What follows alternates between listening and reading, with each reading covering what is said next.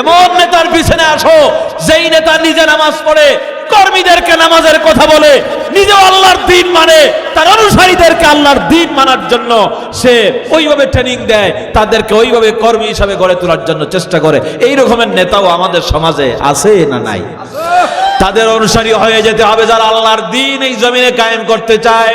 যদি আপনি তাদের অনুসারী হন তাহলে কবরে যাওয়ার পর বলবেন দ্বীনই আল ইসলাম, দুনিয়ায় আমরা ইসলামের দ্বীন মানছি, আর অর্ধেক মানলাম আর অর্ধেক মানলাম না। এই সুবিধাবাদ জিন্দাবাদে মুসলমান হওয়া যায় না। মুসলমানের দেশ, 92% মুসলমান এই দেশে বাস করে। এই 92% মুসলমানের দেশে ইসলাম দিয়া রাষ্ট্রটা চলুক, এটা আমরা চাই না? নাকি ভয় পান আপনারা? সাহসিকতার সাথে ময়দানে ঝাঁপিয়ে পড়তে হবে। জীবন যদি দেওয়ার দরকার হয় জীবন দিয়ে দিতে হবে আল্লাহর দ্বীনের জন্য, ইসলামের জন্য, কোরআনের জন্য। যদি রক্ত দেওয়া দরকার হয়, উসমান হাদির মতো যদি শহীদ হতে হয়, এই জমিনকে আমরা জালেমের হাতে ছেড়ে দেব না, ইসলামের জমিন আমরা বানাবো ইনশাআল্লাহ। তাকবীর, নারায়ে তাকবীর। আল কোরআনের আলো, আল হাদিসের আলো, সংসদে জালো, নারায়ে তাকবীর। আমাদের শোনার জন্য আপনারা আসছেন।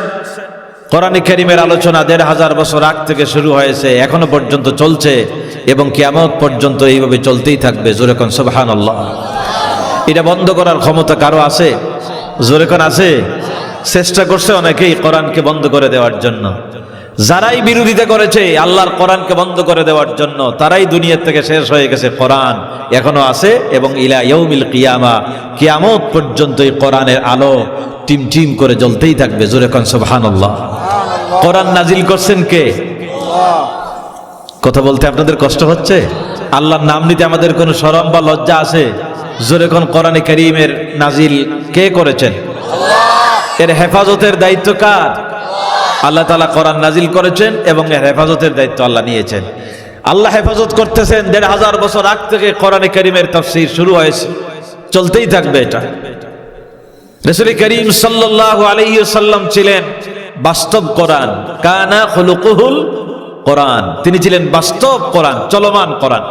আমাদের কাছে যে কিতাব, যে কোরআন আমরা তেলাওয়াত করি, আমরা যে পড়ি, এটা তো কাগজের ছাপাখানায় ছাপা হয়েছে। কেউ যদি বাস্তব, প্র্যাকটিক্যাল, অরিজিনাল কোরআন দেখতে চায়, তাকাক তার দিকে, যার উপরে আল্লাহ তাআলা এই কিতাব নাজিল করেছেন। তিনি হচ্ছেন মুহাম্মদ রাসূলুল্লাহ সাল্লাল্লাহু আলাইহি ওয়াসাল্লাম। কোরআনে কারীমের ডেফিনেশন, এর তারিফে বলা হয়েছে আল কোরআন মুনাজ্জালু আলার রাসূল। কোরআন তো ওই কিতাব যেই কিতাব রাসূল করিম সাল্লাল্লাহু আলাইহি ওয়াসাল্লামের উপরে নাজিল করা হয়েছে। এজন্য আল্লাহ রাব্বুল আলামিন দুনিয়ার ঈমানদারদেরকে ডেকে ডেকে বলেন, ও দুনিয়ার মানুষেরা ঈমান আনো। وآمنوا بما نزل على محمد, আমি মুহাম্মদ সাল্লাল্লাহু আলাইহি ওয়াসাল্লামের উপরে যা নাজিল করেছি তার উপর ঈমান আনো। মুহাম্মদ সাল্লাল্লাহু আলাইহি ওয়াসাল্লামের উপরে আল্লাহ নাজিল করেছেন কোরআনে কারীম। কোরআন আল্লাহ নাজিল করেছেন, রাসূলুল্লাহ কোরআনে কারীম থেকে মানুষকে দাওয়াত দিয়েছেন, তেলাওয়াত করেছেন, কোরআনে কারীম শিক্ষা দিয়েছেন। সাহাবায়ে কেরাম কোরআন দিয়েই শোনার মানুষ হিসাবে তারা গঠিত হয়েছিলেন। সেই কোরআন এই যে শুরু হয়েছে ওই যুগ থেকে এখনো পর্যন্ত চলছে। এই কোরআনে কারীমের তেলাওয়াত, এর আলোচনা, এর শিক্ষা, এটা বন্ধ করে দেওয়ার মতো ক্ষমতা পৃথিবীর কারো আছে বলেন তো আপনারা? যারাই কোরআনের বিরোধিতা করবে, আল্লাহর কোরআন বন্ধ করে দিতে চাইবে, আল্লাহর কোরআনকে শেষ করে দিতে চাইবে, তারা কোরআন শেষ করতে পারবে না, আল্লাহই তাদেরকে নিঃশেষ করে দিবে। ঠিক কিনা বলেন? বংশ শুদ্ধ আল্লাহ সাফ করে দিবেন। এর নজির পৃথিবীতে আছে না নাই? আছে। যুগে যুগে এটা হয়েছে। বিগত 17 বছর এই জমিনে বাধা দেয়া হতো, বাংলার জমিনে কোরআনের তাফসীর যেখানে হতো পারমিশন আনা লাগতো। কোরআনে কারীমের মাহফিলে বাধা দিত, কোরআনে কারীমের আলোচনা হতে দিত না। কত জায়গায় আলেমদের কত অত্যাচার আর নির্যাতন আর গ্রেফতার করেছিল। কত আলেমকে ফাঁসি দিয়েছে, দুনিয়ার থেকে বিদায় করে দিয়েছে, শহীদ করেছে। বলেন তো এখন তারা কি আছে? আল্লাহ তাআলা শেষ করে দিয়েছেন। ইনশাআল্লাহ এটাই কোরআনে কারীমের মুআজিজা। মুসলমানেরা আমরা তো শিক্ষা নেই না। আমরা মনে করেছিলাম যে মনে হয় এদেরকে আর শেষ করা যাবে না, কিন্তু আল্লাহ তাআলা দেখেন আবাবিল পাখি দিয়া, ছোট ছোট বাচ্চাদেরকে দিয়া আমি দেখতে পাচ্ছি আমার মাহফিলে আজকে একদম কিশোরের আমার সামনে বসা, এই তরুণদেরকে দিয়া, কিশোরদেরকে দিয়া আল্লাহ তাআলা এই জালেমদেরকে বিদায় করে দিয়েছেন। ইনশাআল্লাহ এমন দিন আসবে আগামী 100 বছরের ভিতরেও তারা আর আসতে পারবে না এই দেশে, ইনশাআল্লাহ। কারণ এটা শাহজালালের দেশ, এটা শাহপরানের দেশ, আল্লাহর ওলিদের পদবারে ধন্য বাংলার জমিন। এই জমিন গৌর গোবিন্দের নয়, এই জমিন কোন নাস্তিকের নয়, এই জমিন মুনাফিকদের নয়, আল্লাহর ওলিদের জমিন হচ্ছে বাংলার জমিন। ঠিক কিনা বলেন? এই জমিনে আমরা আল্লাহর কোরআন প্রতিষ্ঠা করব, কোরআনের আইন এই জমিনে চলুক, এটা আমরা চাই কি চাই না? জোরে বলেন, চাই কি চাই না? আল্লাহ তাআলা কোরআন দিয়েই যেন এই দেশকে আল্লাহ তাআলা পরিচালনা করার তৌফিক যেন আমাদেরকে দান করেন। সবাই বলেন আমিন। কোরআনের পক্ষে আল্লাহ যেন সমর্থন করার তৌফিক আমাদেরকে দেন, বলেন আমিন। সূরা কাহফের শেষ অংশে আমার আল্লাহ ডেকে ডেকে বলতেছেন, ও নবী, আপনি দুনিয়ার মানুষদেরকে শোনায় দেন, قل لو كان البحر مدادا لكلمات ربي لنفد البحر قبل أن تنفد كلمات ربي ولو جئنا بمثله مددا। আল্লাহ তাআলা বলেন, নবী আপনি বলেন, আমার রবের কালামের ব্যাখ্যা লেখা যদি শুরু হয়ে যায়, আল্লাহর কোরআনের তাফসীর যদি আরম্ভ হয়, আর কোরআনে কারীমের ব্যাখ্যা লেখার জন্য তামাম দুনিয়ার সমস্ত সাগর আর মহাসাগরের পানি যদি কালি হয়, সেই কালি দিয়া রবের কালামের ব্যাখ্যা লেখা যদি শুরু হয়ে যায়, লিখতে লিখতে তামাম দুনিয়ার সমস্ত সাগর আর মহাসাগরের পানিগুলি শেষ হয়ে যাবে, আল্লাহ রাব্বুল আলামিনের কালাম কোরআনে কারীমের ব্যাখ্যা লেখা শেষ হবে না। জোরে কোন সুবহানাল্লাহ। সেই কোরআন আপনারা শোনার জন্য আসছেন, বলেন তো এই কোরআনের মাহফিলে আসতে পেরে খুশি না বেজার? খুশি হয়ে থাকলে আরেকবার জোরে কোন আলহামদুলিল্লাহ। মোহরকুনা আশরাফিয়া আলিম মাদ্রাসা ময়দান, নিকলি, কিশোরগঞ্জ। আজকে এটা মোহরকুনা আশরাফিয়া আলিম মাদ্রাসা ময়দান নয়, কোরআনে কারীমের মাহফিলের কারণে এটা জান্নাতের ময়দান হয়ে গেছে। মাজালিসুল ইলমু হিয়া রাউদাতুম মির রিয়াদিল জান্নাহ, যেখানে ইলমের মজলিস হয় ওইটা জান্নাতের বাগান হয়ে যায়। এই ঈদগাহ ময়দান, ঈদগাহ ময়দান না এটা, না এটা আশরাফি আলিম মাদ্রাসা ময়দান। এই আলিম মাদ্রাসা ময়দান, আল্লাহ তাআলা এখানে যে কোরআনের আলোচনা চলছে, অসংখ্য রহমতের ফেরেশতারা তারাও আমাদের সাথে বসে বসে চতুর্দিক থেকে ঘেরাও করে আসে। সুবহানাল্লাহ, কোন সুবহানাল্লাহ। আপনারা বলতে পারেন, চিন্তা করতে পারেন, আমরা তো কোরআন ওয়াজ শোনার জন্য আসছি, ফেরেশতারা কেন আসছে? ফেরেশতারা এসেছে আপনারা যারা, আমরা যারা প্রচন্ড শীতকে গত 2-3 দিন ধরে খুব বেশি ঠান্ডা পড়েছে, ঠিক কিনা ভাই বলেন? এই যে প্রচন্ড ঠান্ডার ভিতরে চাইলে আপনারা বাড়িতে আরাম করে ঘুমিয়ে থাকতে পারতেন কম্বলের নিচে, কিন্তু আজকে সেই আরামকে হারাম করে দিয়া কোরআন শোনার জন্য যারা মাদ্রাসা ময়দানে হাজির হয়েছেন, এই ফেরেশতারা কোরআনের মাহফিলে তারা বসে বসে আপনার আমার জন্য, আল্লাহর দরবারে তারা আপনার জন্য আমার জন্য গুনাহের মাগফিরাত কামনা করছে। সুবহানাল্লাহ, কোন সুবহানাল্লাহ। আমরা বসে বসে আল্লাহর কোরআন শুনবো, ফেরেশতারা বলে, আল্লাহ তাআলা তোমার বান্দারা প্রচন্ড ঠান্ডাকে উপেক্ষা করে গভীর রাতে বসে তোমার কোরআন শুনে। আল্লাহ বলেন, আমি তো দেখতেছি আমার বান্দারা আমার জিকিরের মাহফিলে, আমার কোরআনের মাহফিলে হাজির হয়েছে, বলো তো আমার বান্দারা আমার কাছে কি চায়? ফেরেশতারা বলে, আল্লাহ তুমি তো সামিউম বাসীর, তুমি তো সব শুনতেছো, সব দেখতেছো, বান্দারা কি চায়? আল্লাহ বলেন, আমি তো জানি, আমি সব শুনি, কিন্তু তোমাদের জবান থেকে আমি শুনতে চাই। কারণ এই মানুষ বানাইতে ফেরেশতারা নিষেধ করেছিল যে আল্লাহ এদেরকে বানাইও না, ওয়াসফিকুদ দিমা, আমরা তো নাহনু নুসাব্বিহু বিহামদিক, আমরা তো তোমার তাসবিহ করছি, এদেরকে বানায়া লাভ কি? এরা তো ফিতনা ফাসাদ করবে। আল্লাহ তাআলা তখন ফেরেশতাদেরকে বলেন, ফেরেশতারা তাকায় দেখ, প্রচন্ড ঠান্ডা পড়েছে, প্রচন্ড কুয়াশার ভিতরে আরামের ঘুম হারাম করে দিয়ে আমার গোলামেরা আমার কোরআনের মাহফিলে বসে বসে আমার কোরআন শুনতেছে, আমার নবীর হাদিস শুনতেছে, জান্নাত আর জাহান্নামের কথা শুনতেছে। আল্লাহ ফেরেশতাদেরকে বলেন, ফেরেশতারা আমার বান্দারা আমার জান্নাত দেখছে নাকি বল। ফেরেশতারা বলে না আল্লাহ, তোমার বান্দারা জান্নাত দেখে নাই। আল্লাহ বলেন জাহান্নামের কথা কোরআন থেকে শুনলো, আমার বান্দারা জাহান্নাম দেখেছে নাকি? ফেরেশতারা কয় না মাবুদ, তোমার বান্দারা জাহান্নামও দেখে নাই। আল্লাহ বলেন না দেখে আমার উপর ঈমান আনলো, গায়েবের প্রতি বিশ্বাস করলো, জান্নাতও দেখলো না, জাহান্নাম দেখলো না, কোরআনের কথা শুনে আমার বান্দাগুলি যারা বিশ্বাস করলো, ঈমান আনলো, আর শীতকে উপেক্ষা করে জিকিরের মাহফিলে হাজিরা দিল, তোমরা সাক্ষী থাকো, তোমাদেরকে উপস্থিত রেখে আমি ঘোষণা দিলাম আমার ওই বান্দা বান্দীদেরকে আমি আল্লাহ মাফ করে দিলাম। আল্লাহ তাআলা এই মাহফিল আমাদের জন্য নাজাতের উসিলা হিসাবে মঞ্জুর করুন। আমরা সবাই বলি আমিন। সকল কবরবাসীর রুহের মাগফিরাত কামনায় আজকের এই মাহফিল। বলেন তো কবরবাসীদের জন্য, মুর্দেগানদের জন্য আমাদের দোয়া করার দরকার আছে না নাই? আমরা যদি তাদেরকে স্মরণ করি তাহলে এমন এক সময় আসবে আমাদেরকেও তো দুনিয়া থেকে চলে যেতে হবে, ঠিক কিনা ভাই বলেন? দুনিয়া থাকার জায়গা নয়, কাউকে থাকতে দেয় না, চলে যেতে হবে দুনিয়া থেকে। দুনিয়া যত সুন্দর করে সাজান কাউকে থাকতে দেবে না, চলে যেতে হবে।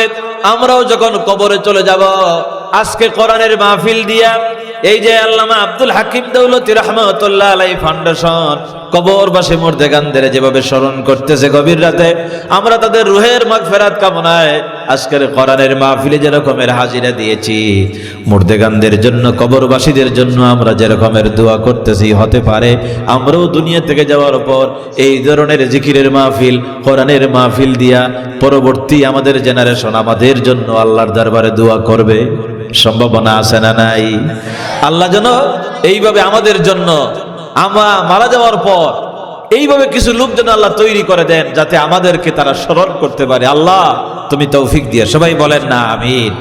ভাই চলে যেতে হবে দুনিয়া থেকে, কুল্লু নাফসিন যায়িকাতুল মাউত। কোরআনে কারীমে আল্লাহ বলছেন প্রত্যেক প্রাণীকে মৃত্যুর স্বাদ গ্রহণ করতে হবে। যাদের প্রাণ আছে, যাদের জীবন আছে, বলেন তো তাদের মরণ আছে না নাই? একজন কবি খুব সুন্দর করে বলেন, আল মাউতু কাসুন কুল্লু নাসিন শারিবুহা, আল মাউতু কাসুন কুল্লু নাসিন শারিবুহা, ওয়াল কবরু বাবুন কুল্লু নাসিন দাখিলুহা। মৌত হচ্ছে এমন এক শরবতের পেয়ালা যা সবাইকে পান করতে হবে, আর কবর হলো এমন এক দরজা যে দরজা দিয়া সবাইকে প্রবেশ করা লাগবে। মরণ থেকে পালাও তুমি, মরণ তোমায় লইবে গিরি,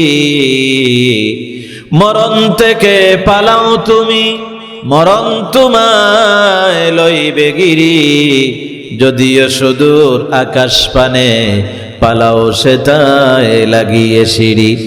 এ মহারোগের চিকিৎসক নাই, নাই সে ঔষধ জগতে, এ মহারোগের চিকিৎসক নাই, মৃত্যু নামক রোগের কোন চিকিৎসক, কোন ডাক্তার আছে নাকি ভাই?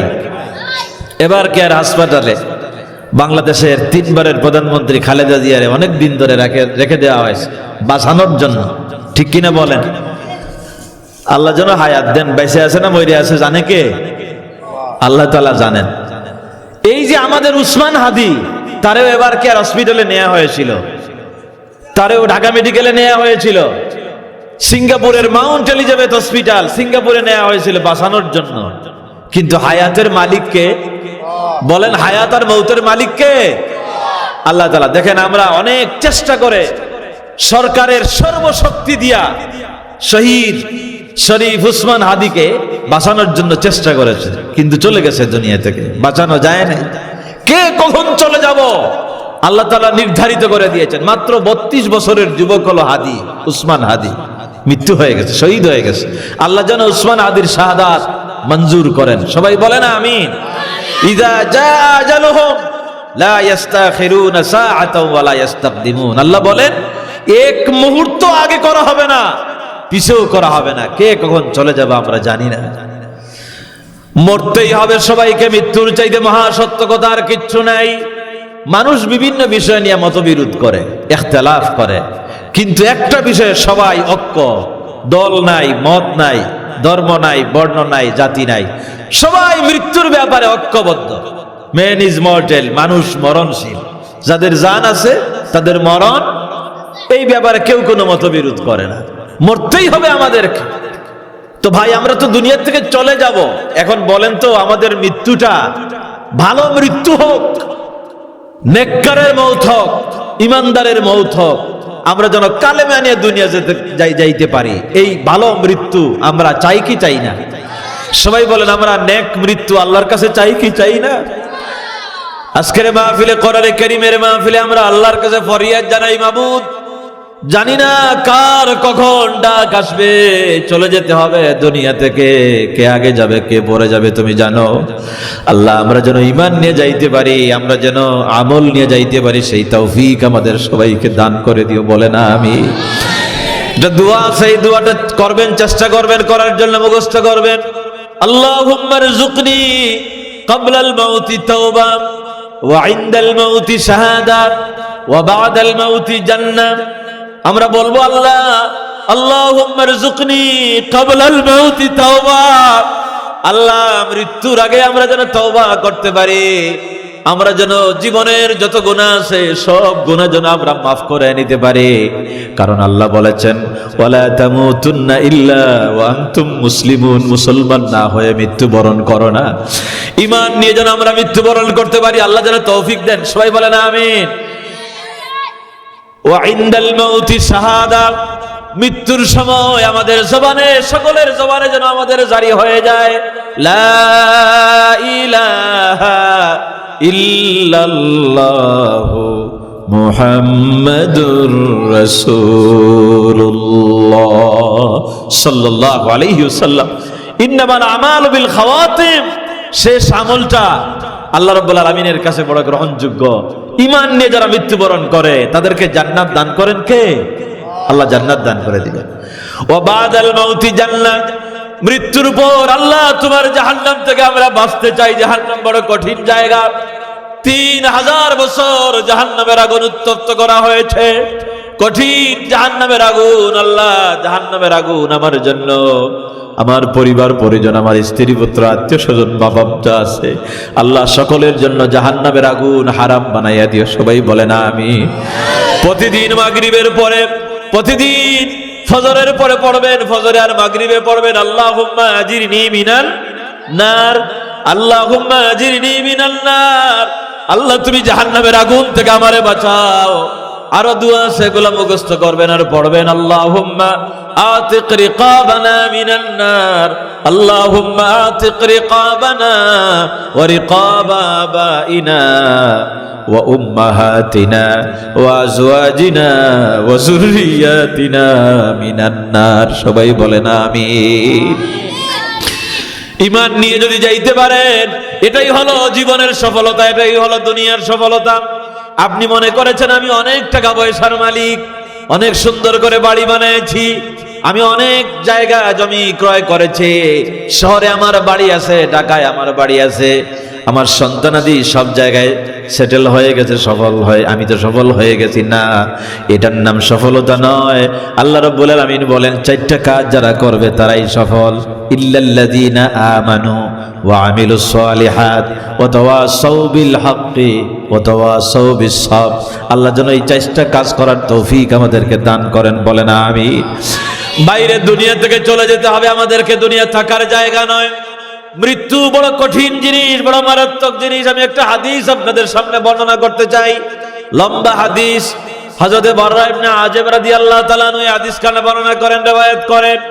আল্লাহর হাবিব মদিনা মুনাওয়ারায় একজন আনসারী সাহাবী মারা গেলেন, রাসূলুল্লাহ তার জানাজায় হাজির হলেন, গিয়া দেখলেন এখনো লাশটা রেডি হয় নাই। নবীজি কয়েকজন সাহাবীকে দায়িত্ব দিলেন, তোমাদের ভাইয়ের লাশ তোমরা প্রস্তুত করে নিয়ে আসো জানাজার জন্য।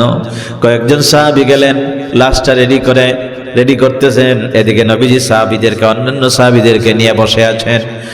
জমিনের উপরে বসা আল্লাহর হাবিব কবরের কাছে গিয়া নবীজি লাঠি দিয়া আঁকতেছিলেন অথবা লাঠি দিয়া জমিনের উপরে আঘাত করতেছিলেন আর বলতেছিলেন, তোমরা সাকরাতের আযাব থেকে, মৃত্যু যন্ত্রণা থেকে আল্লাহর কাছে পানা চাও।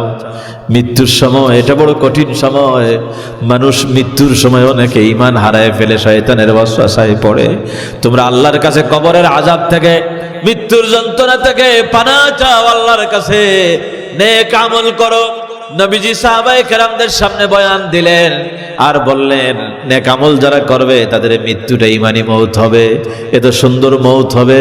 একটা উদাহরণ দেওয়া হলো, নবী করিম সাল্লাল্লাহু আলাইহি ওয়াসাল্লাম বলেন, কলসের ভিতরে ওই যে পানির পাত্রে আমরা যে পানি রাখি, কলসের পেট থাকে বড় আর গলা থাকে ছোট। যদি কলসের ভিতরে, মাটির কলস আপনাদের এলাকায় ছিল না, এখনো তো আছে অনেক বাড়িতে, ওই যে কলসের যদি পানি না থাকে, মাত্র 1 ফুটা পানি আছে, কলসটা উল্টে দেন, 1 ফুটা পানি কলসের ভিতর থেকে একদম নরমাল ভাবে আস্তে করে পড়ে যাবে, টের পাওয়া যায় না। 1 ফুটা পানি পড়ে গেলে যেমন টের পাওয়া যায় না, আরো সহজে বুঝাই, যদি কলস ভর্তি পানি থাকে আর যদি উল্টে দেন কলসটা, তাহলে কলস ভর্তি পানি ছিল, তো উল্টে দিলে গলা তো ছোট, পেট তো বড় কলসির, পানি যখন পড়ে তখন একটা আওয়াজ হয়। কিন্তু যদি কোনো পানি না থাকে, মাত্র 1 ফুটা পানি আছে, এবার কলসটা উল্টে দিলে আস্তে করে পানিটা বেরিয়ে যাবে, টের পাওয়া যাবে না। ও মুসলমানেরা, নেক আমল যদি আমরা করি, আল্লাহর গোলামি যদি আমরা করি, তাহলে এই কলসের ভিতর থেকে 1 ফোঁটা পানি পড়ে গেলে যেমন টের পাওয়া যায় না, মানুষ যারা নেক আমল করে তারা যখন মারা যায়, তাদের দেহের ভিতর থেকে রূহটা ওই 1 ফোঁটা পানির মতো আস্তে করে বেরিয়ে যাবে, টের পাওয়া যাবে না। সুবহানাল্লাহ, বলেন না সুবহানাল্লাহ। কত সুন্দর ঈমানি মউতটা, কত সুন্দর হয়, টের পাওয়া যায় না। আরেকটা উদাহরণ, ওই যে ছোট বাচ্চারা যে কাঁদে মায়ের কোলে উঠার জন্য, মা সংসারের কাজ কাম করতে থাকে, বাচ্চার কান্না যখন মায়ের কানে যায়, তখন মা সংসারের কাজ কাম ফালাইয়া তুইয়া আগে বাচ্চার কোলে টেনে নেয়। বাচ্চাটা মায়ের কোলে যখন উঠে, তখন ওইটা তো সবচেয়ে নিরাপদ জায়গা মায়ের কোল শিশুর জন্য। মায়ের কোলে বাচ্চা মায়ের দুধ পান করতে করতে আরামে ঘুমায় যায়। কেমনে ঘুমায় যায়? মায়ও টের পায় না, বাচ্চাও বুঝতে পারে না, এত নিরাপদ আরামের জায়গা। বাচ্চা যেরকমের নিরাপদে আরামে ঘুমায় যায়, বুঝতে পারে না। আল্লাহর হাবিব বলেন, নেককার মানুষ, আল্লাহর গোলাম যারা, আল্লাহর বান্দা বান্দি যারা দুনিয়ায় নেক আমল করে, তাদের মরণের সময় যখন আসে, ওই যে মায়ের কোলের শিশু যে রকমের আরামে নিরাপদে ঘুমায় যায়, টের পায় না, নেককার মানুষ ওইভাবে আল্লাহ রাব্বুল আলামিনের দরবারে চলে যাবে, মারা যাবে, তারাও বুঝতে পারবে না। সুবহানাল্লাহ, এত সহজে মৃত্যু হয়ে যায়, শহীদি মত। আল্লাহ তাআলা যেন আমাদেরকে শহীদি মৃত্যু দান করেন, বলে না আমিন। ভাই, মরতেই তো হবে। শাহাদাতের তামান্না যাদের, আল্লাহ তাআলা তাদের শহীদি হিসাবে, শহীদি মত হিসাবে আল্লাহ তাআলা তাদেরকে দান করেন। এই যে আমাদের উসমান হাদি, আপনার ইউটিউবে গিয়ে উসমান হাদির বক্তব্য দেখেন। আগে তো লোকেরা তারে ওইভাবে চিনত না, কিন্তু সে মারা যাওয়ার পর 1 জুমায় গুলিবিদ্ধ হলো, আর 1 জুমায় শহীদ হয়ে গেল। এই 1 সপ্তাহে উসমান হাদিকে নিয়ে মানুষ যেভাবে স্টাডি করেছে, ইনশাআল্লাহ দেখবেন এই বাংলাদেশ উসমান হাদির বাংলাদেশ হবে ইনশাআল্লাহ। বলেন না ইনশাআল্লাহ। জিয়াউর রহমানের একটা জানাজা হয়েছিল, বিশাল জানাজা, আর এই উসমান হাদির জানাজা হইল। আর দেলোয়ার হোসেন সাইদি রাহিমাহুল্লাহ জানাজাটাও হয়েছিল। জানাজা করতে দেয় নাই তো সাইদি সাহেবের জানাজা। ঢাকায় জানাজা করার জন্য লোকেরা প্রস্তুত, সারা দেশ থেকে মানুষ আসবে কোরআনের মুফাসসিরকে বিদায় দেওয়ার জন্য। জানাজাটাকেও ভয় পাইল ফেজিসরা, জালেমেরা, জানাজা করতে দিল না। এরপরেও তার এলাকায় যেখানে জানাজা হয়েছে, বিশাল জানাজা হয়েছে। এই জানাজাই প্রমাণ করে আল্লাহর গোলামেরা কেমন ছিল। শহীদ মৃত্যু কামনা করতেন। দীর্ঘ 13 বছর জেলখানায়, জালিমের জিন্দানখানায় বন্দী ছিলেন। এরপরে তাকে ইনজেকশন পুশ করে দুনিয়া থেকে শহীদ করে দেয়া হলো। দেলোয়ার হোসেন সাইদিও শহীদ রাহিমাহুল্লাহ। আল্লাহ তাআলা জান্নাতের সর্বোচ্চ মাকাম দান করেন, বলেন আমিন। উসমান হাদি, আপনারা উসমান হাদির বক্তব্য গিয়ে শোনেন, দেখেন উসমান হাদি, সে তার প্রতিটা বক্তব্যই দেখবেন সে বলতো যে 50 বছর বাইসা লাভ কি? ইনসাফ কায়েম করার জন্য বাংলাদেশের সবচাইতে বড় সমস্যা হলো বাংলাদেশে ইনসাফ নাই। ঠিক কিনা বলেন? এদেশে সব আছে আমার ভাইরা, মাটির তলে খনি আছে, এদেশে সোনার খনি আছে, এদেশে গ্যাস আছে, এদেশের মাটির নিচে কয়লা আছে, এদেশের মাটির নিচে অনেক মূল্যবান খনিজ সম্পদ আছে, কিন্তু আমরা তো এই খনিজ সম্পদগুলো কাজে লাগাইতে পারি না, কারণ আমাদের দেশ যারা শাসন করে তারা অধিকাংশই হলো দুর্নীতিবাজ। ঠিক কিনা বলেন? প্রধান সমস্যা বাংলাদেশের দুর্নীতি সমস্যা। এই দুর্নীতির কারণে আমাদের দেশটা ডেভেলপ হচ্ছে না। এই দেশে সব কিছু আছে, এই দেশে খনিজ সম্পদ আছে, এই দেশে মৎস্য সম্পদ, আপনাদের এই নিকলি হাওরে বড় বড় মাছ আছে না, পানিতে আল্লাহ কত বড় নিয়ামত দান করেছেন। কিশোরগঞ্জের হাওরে, এই যে হাওর গুলোতে কত দান হয়, কত মাছ হয়, এখানে কত সম্পদ আছে। আল্লাহ তাআলা প্রাকৃতিক কত সম্পদ আপনাদেরকে দান করেছেন। এখানে সব মৎস্য সম্পদ আছে, এখানে খনিজ সম্পদ আছে, এখানে বনজ সম্পদ, আমাদের সিলেটে চা বাগান আছে, এখানে বনজ সম্পদ আছে, এখানে সব আছে। কিন্তু এখানে বাংলাদেশের সবচাইতে বড় সমস্যা হলো এই দেশকে যারা শাসন করে তারা এক একটা হচ্ছে বড় বড় দুর্নীতিবাজ। ঠিক কিনা কন? দুর্নীতিবাজদের কারণে সবচাইতে বাংলাদেশের বড় সম্পদ হলো মানব সম্পদ। এত মানুষ পৃথিবীর কোন জায়গায় নাই। এই মানুষগুলো সোনার মানুষে পরিণত হয়ে যদি দুর্নীতি মুক্ত থাকতো, এই দেশ উন্নত হইতে 5 বছরের বেশি দরকার নাই। আমরাও তো এইগুলোর সাথে জড়িত। যদি আমাদের দেশে এমন শাসক আমরা বানাইতে পারতাম যারা আল্লাহর কোরআন দিয়ে রাষ্ট্র শাসন করবে, যারা সৎ লোক, এই সৎ মানুষদেরকে আমরা যদি পার্লামেন্টে পাঠাইতে পারতাম, বাংলাদেশ সোনার বাংলাদেশ হয়ে যেত। ঠিক কিনা বলে? সুযোগ আসতেছে সামনে, আমরা আর কোন দুর্নীতিবাজকে ভোট দেব না, কোন জালেমকে আমরা আর ভোট দেব না।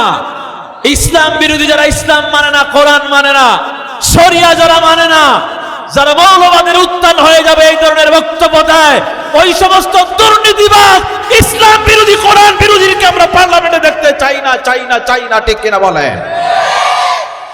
সময় আসতেছে সামনে, মুসলমানেরা প্রস্তুত হন, আমরা ইসলামের পক্ষে রায় দিব ইনশাআল্লাহ। কোরআন নিয়ে যারা আসবে, যারা সৎ লোকের শাসন প্রতিষ্ঠা করার কথা বলবে, আমরা তাদের পক্ষে থাকব। রাজি আছেন আপনারা ইনশাআল্লাহ? আল্লাহ তাআলা যেন আমাদেরকে তৌফিক দান করেন। সবাই বলেন আমিন। আরো জোরে কোন আমিন।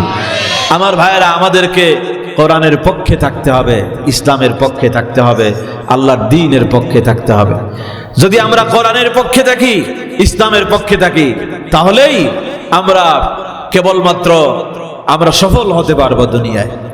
আমি আলোচনা করতেছিলাম আপনাদের সামনে সফলতা।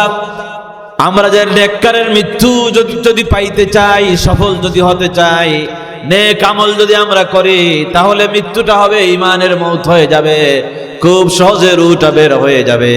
রুটা বের হয়ে যাওয়ার পর নবীজি বলেছেন, নেককার মানুষ যখন মারা যাবে, তাদের দেহের ভিতর থেকে রুটা যখন বেরিয়ে যাবে, বের হওয়ার পরে ওই রুকে একটা সাদা কাফনের টুকরার উপরে রাখা হবে। এটা দুনিয়ার কোনো কাফনের কাপড় নয়। রুখে যে কাফন দেওয়া হবে, এই কাফনের কাপড়টা আপনারা নিকলির বাজারে পাবেন না, এটা ভৈরবে পাবেন না, এটা কিশোরগঞ্জে পাবেন না। এই কাফনের কাপড়টা ফেরেশতারা আল্লাহর জান্নাত থেকে ডাইরেক্ট নিয়ে আসে। কোন সুবহানাল্লাহ। রুকে ওই সাদা কাফনের টুকরা দিয়ে পেছানো হয়। রুকে ওই সাদা কাফনের টুকরা দিয়ে পেছানোর পরে এরপরে রুকে নিয়ে উপরের দিকে যাওয়া হয়। ফেরেশতারা রুটা নিয়ে উপরের দিকে যায়, স্বাগতম জানাইয়া যায়। ওই রুকে ওই নেক মানুষের, আল্লাহর বান্দা বান্দির রুটা নিয়ে উপরের দিকে যাওয়ার পর প্রথম আসমানে যখন পৌঁছে যায়, এবার প্রথম আসমানের ফেরেশতারা তাকে জিজ্ঞেস করে যে কার রূহ নিয়ে আসছো, আজকে রুটা কার রূহ নিয়ে আসছো? তখন বলা হয় অমুক এলাকার ওই আল্লাহর গোলাম, আল্লাহর বান্দা, আল্লাহর বান্দি, সারা জীবন আল্লাহর গোলামি করেছে, তার রুটা নিয়ে আসছি। এটা বলার সাথে সাথে আল্লাহর ফেরেশতারা, প্রথম আসমানের যত ফেরেশতা আছে সব ফেরেশতারা স্বাগতম জানায়, আর ওই রুহের জন্য প্রথম আসমানের সব দরজা ওপেন করে দেয়। কোন সুবহানাল্লাহ। দ্বিতীয় আসমানে যাওয়ার পর দ্বিতীয় আসমানের ফেরেশতাও বলে কার রূহ নিয়ে আসছো? তখন নেককার মানুষের নাম উচ্চারণ করা হয়। উচ্চারণ করার সাথে সাথে দ্বিতীয় আসমানের দরজাও খুলে দেওয়া হয়। এইভাবে 7টা আসমানের দরজা খোলা হয়। প্রত্যেক আসমানের ফেরেশতারা ওই রূহকে তারা স্বাগতম জানায়, ওয়েলকাম জানায়। কোরআনে কারীমের আয়াত তেলাওয়াত করে তারা পড়তে থাকে, ইয়া আইয়াতুহান নাফসুল মুতমাইন্না ইরজিই ইলা রাব্বিকি রাদিয়াতাম মারদিয়া ফাদখুলি ফি ইবাদি ওয়াদখুলি জান্নাতি। ফেরেশতারা বলে, হে নফসে মুতমাইন্না ইরজিই ইলা রাব্বিকি রাদিয়াতাম মারদিয়া, তোমার রবের প্রতিপালকের সন্তুষ্টির জন্য চলে যাও। এক আসমান নয়, দুই আসমান নয়, 7 আসমানের দরজা আল্লাহ তোমার জন্য খুলে দিয়েছেন। কারণ তুমি দুনিয়ায় আল্লাহর ইবাদতে দাখিল হয়েছিলে, আজকে আল্লাহর জান্নাতে দাখিল হয়ে যাও। সুবহানাল্লাহ বলেন। আমার ভাইয়েরা, নেককার মানুষ মারা যাওয়ার পর ওই লম্বা হাদিস থেকে আমি আপনাদেরকে শোনাচ্ছি, নবীজি বলেছেন, নেক মানুষ যখন মারা যায়, এই দুনিয়ায় যারা আল্লাহর গোলামি করে, আল্লাহর ইবাদত করে, নেক আমল যারা করে, জীবনটা যারা সুন্দর করে পবিত্র করে, তাদের রূহটা 7 আসমানের উপরে চলে যায়। 7 আসমানের উপরে হলো ইল্লিয়িন, জান্নাতের একটা দফতর আছে। আল্লাহ রাব্বুল আলামিন বলেন, ফেরেশতারা আমার বান্দির নামটা ওই ইল্লিয়িনের দফতরে লিপিবদ্ধ করে রাখো। তখন আল্লাহর ফেরেশতারা নেককার মানুষের নাম জান্নাতের ইল্লিয়িনের দফতরের মধ্যে লিখে দেয়। কোন সুবহানাল্লাহ। আর পাপিষ্ঠ যারা নাফরমান, যারা কোরআন বিরোধী, ইসলাম বিরোধী, এরা যখন মারা যায়, এদের মৃত্যুটা হয় বড় কঠিন মৃত্যু হয়। আল্লাহ যেন ওই অপমৃত্যু থেকে, ওই অপবিত্র আত্মার মৃত্যু থেকে আল্লাহ যেন আমাদেরকে হেফাজত করেন। সবাই বলেন আমিন। আল্লাহ যেন আমাদেরকে পবিত্র বানায় দেন। সবাই বলেন আমিন। আল্লাহ যেন আমাদের জিন্দগির সমস্ত গুনাহ খাতা মাফ করে দেন, নেক আমল করার তৌফিক আল্লাহ যেন দান করেন। যারা পাপিষ্ঠ নাফরমান, যারা গুনাহের মধ্যে যারা মত্ত থাকে, তাদের মৃত্যুটা বড় মারাত্মক, বড় আযাবওয়ালা মৃত্যু হয়। বেজা পশমের ভিতরে, বেজা ওই যে বস্তা আছে, পাটের বস্তা অথবা পশমের এই রকমের বস্তা, আগে যে কাপড়গুলো বানানো হতো, নবীজি বললেন, ওই ভেজা পশমের ভিতরে, পশমওয়ালা কোনো কিছুর ভিতরে যদি তীর নিক্ষেপ করা হয়, কোন পশুর চামড়া, অনেক পশমওয়ালা চামড়া আছে, যদি ওই পশুর ভিতরে, ওই প্রাণীর ভিতরে যদি কোনো তীর নিক্ষেপ করা হয়, তীরটা ঢুকে যাওয়ার পরে ওই কাঁটাযুক্ত তীরটা টেনে টেনে বের করা যায় না। তীর যদি কারো শরীরে প্রবেশ করে, কাঁটাযুক্ত তীর, ওই তীর কি টেনে বের করা যায়? টেনে বের করতে গেলে নাড়ি বুড়ি সুদ্ধা বোঝা যাবে যে সবকিছু যেন শরীর থেকে বেরিয়ে চলে আসতেছে। আল্লাহর নবী বলেন, ওই কাঁটাযুক্ত তীরটা টেনে টেনে বের করতে যত কষ্ট হবে, যারা নাফরমানি করে, যারা নাফরমান, যারা কোরআন বিরোধী, ইসলাম বিরোধী, যারা পাপিষ্ঠ, যার আত্মাটা হলো পাপিষ্ঠ আত্মা, তার মৃত্যু ওই যে কাঁটাযুক্ত তীর বের করতে যে যন্ত্রণা হয়, তার চাইতে আরো বেশি যন্ত্রণা হয়ে যাবে। রুটা বের করার সময় অনেক আযাব হবে, অনেক কষ্ট হবে। নাফরমানের রুটা অনেক কষ্টে তার শরীর থেকে বের হবে। আল্লাহ যেন এই নাফরমানের মৃত্যু থেকে আমাদেরকে হেফাজত করেন। সবাই বলেন আমিন। আমার ভাইয়েরা, রু যখন বের হয়ে যায় শরীর থেকে, মানুষের এই বডি থেকে, এই শরীর থেকে রুটা বের হয়ে গেল, রু চলে যাওয়ার পর যেটা পড়ে থাকে মাটিতে, ওইটার নাম লাশ। ওইটার নাম কি? লাশ। একদিন আমিও হব লাশ, তুমিও হবে লাশ। এটার নাম লাশ হবে, আমাদের নাম লাশ হয়ে যাবে। তখন আর চেয়ারম্যান সাহেব থাকবে না, লাশ হয়ে যাবে। এমপি সাহেব থাকবে না, কি হয়ে যাবে? হুজুর থাকবে না, মোল্লা মৌলবী কেউ থাকবে না, সবাই লাশ হয়ে যাবে। লাশ মানে কি? লাশ এটা বাংলা শব্দ না, লাশ হলো আরবি শব্দ। লাশ আসলে ছিল লাশ শাইউন, লা মানে নাই, আর শাইউন মানে কিছুই। লাশ শাইউন মানে কিছুই না। এই লাশ এটা কিচ্ছু না, এটা আবার মাটির মধ্যে রাখা হবে। এটা তো মাটির দেহ। এই মাটির দেহটা যখন কবরে রাখা হয়, তখন অনেক এলাকায় কোরআনের ওই আয়াতটা পড়ে, মিনহা খালাকনাকুম। পড়েন না আপনারা? জানা আছেনি? পড়েন আমার সাথে, মিনহা খালাকনাকুম ওয়া ফিহা নুঈদুকুম ওয়া মিনহা নুখরিজুকুম তারাতান উখরা। বলা হয়, এই বান্দা, হে আল্লাহর বান্দি, এই মাটি থেকে তোমারে বানানো হয়েছিল, আবার এই মাটির ভিতরে তোমারে রেখে দেয়া হলো। আমাদেরকে আল্লাহ রাব্বুল আলামিন যেই মাটি থেকে বানায়েছেন, ওই মাটির ভিতরে আবার আমাদেরকে রেখে দেয়া হবে। কার কবর কোন জায়গায় হবে এটা আমরা জানি না, জানেন কে? সবাই বলেন, জানেন কে?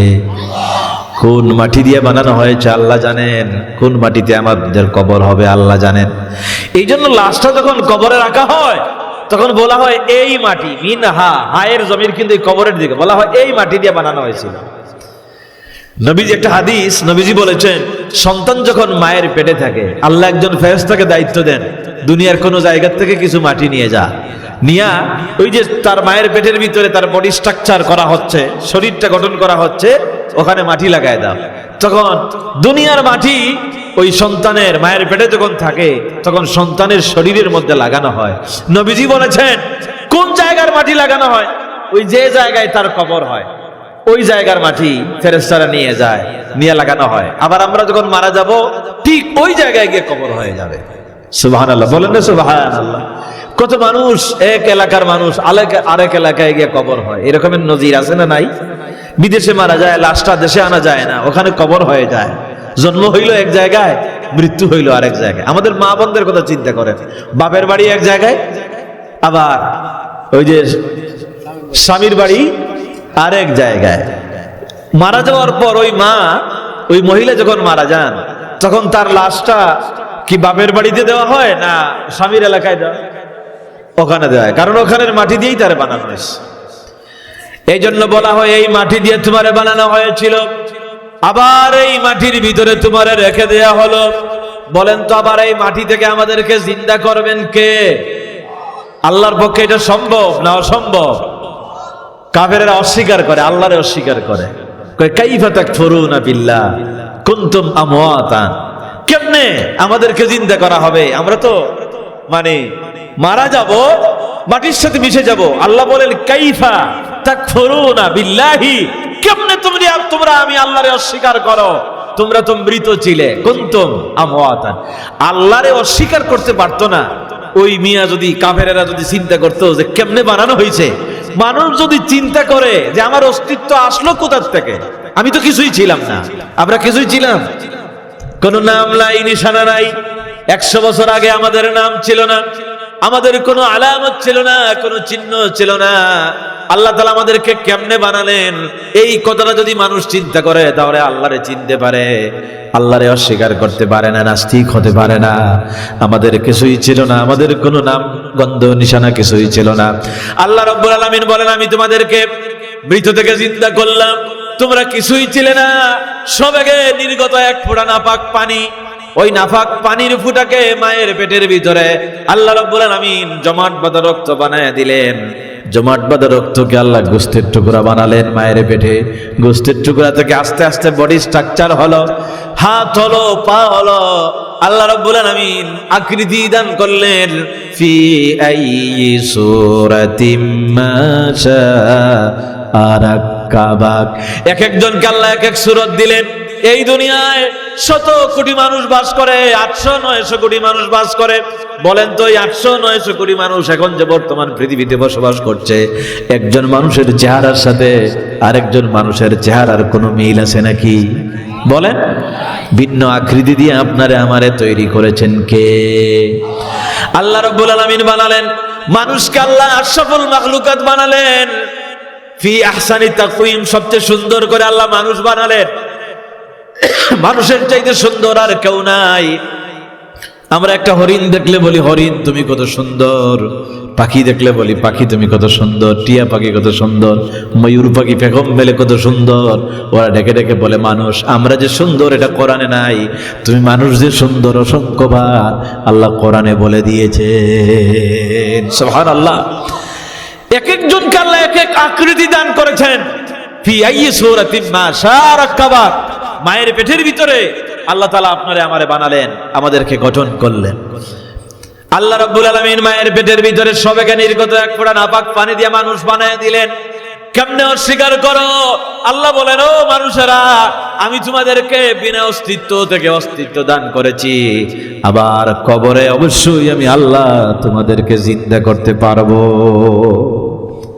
আল্লাহর ক্ষমতা আছে না নাই? এই জন্য বলা হয় কবরের ভিতরে তোমারে রেখে দিলাম, আবার এই কবরের ভিতর থেকে তোমারে জিন্দা করা হবে আল্লাহ রাব্বুল আলামিনের কাছে, আবার আমাদেরকে চলে যেতে হবে। কবর ছাড়া যাওয়ার জায়গা নাই, আছে নাকি ভাই? এই জন্য কবরের কাছে যাবেন, কবরের কাছে গিয়ে কবর জিয়ারত করবেন। এটা হলো সবচেয়ে বড় ওয়াজ, সবচেয়ে প্র্যাকটিক্যাল ওয়াজ। আমরা যে ওয়াজ করি, কোরআনের কথা বলি, এটা শুনলেন, মানলেন, আমল করার চেষ্টা করলেন, কিন্তু আপনার বাস্তব ওয়াজ হলো আপনি কবরে যাবেন, জানাজায় যাবেন। জানাজায় গেলে মৃত্যুর কথা স্মরণ আসবে, কবরে গেলে আখিরাতের কথা স্মরণ আসবে। নবীজি বলেন, আমি কবর জিয়ারত করতে নিষেধ করেছিলাম, পরে পারমিশন দিয়ে দিলাম, তোমরা কবরের কাছে যাও, কবর জিয়ারত করো। কারণ কবর জিয়ারত করলে পরকালের কথা স্মরণ করাইয়া দিবেন কে? বাইরে কবরের কাছে যাবেন, গিয়ে বলবেন, কবরবাসীদেরকে সালাম দিবেন, আর বলবেন আসসালামু আলাইকুম ইয়া আহলাল কবর মিনাল মুসলিমিনা ওয়াল মুসলিমাত।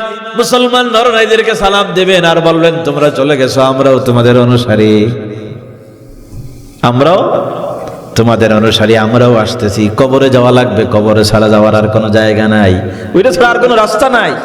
এই যে নিকলি হাওরে মাছ ধরার জন্য লোকেরা করে কি দেখবেন, পানি যখন কমে, শীতের সময় যখন আসে, হাওর থেকে আমাদের পানি চলে যায়, তখন মাছ ধরতে সুবিধা হয়। লোকেরা করে কি, জমির আইলটা কাদা মাটি দিয়া, নরম মাটি দিয়া জমির আইল বান্ধে, মাছ আটকায়, মাছটা সুন্দর করে যাতে ধরতে পারে। মাছ আটকা পড়ে গেছে, আপনি আইল বেঁধে দিয়েছেন, এখন মাছেরা দৌড়াদৌড়ি করে আর বের হইতে পারে না, রাস্তা বন্ধ।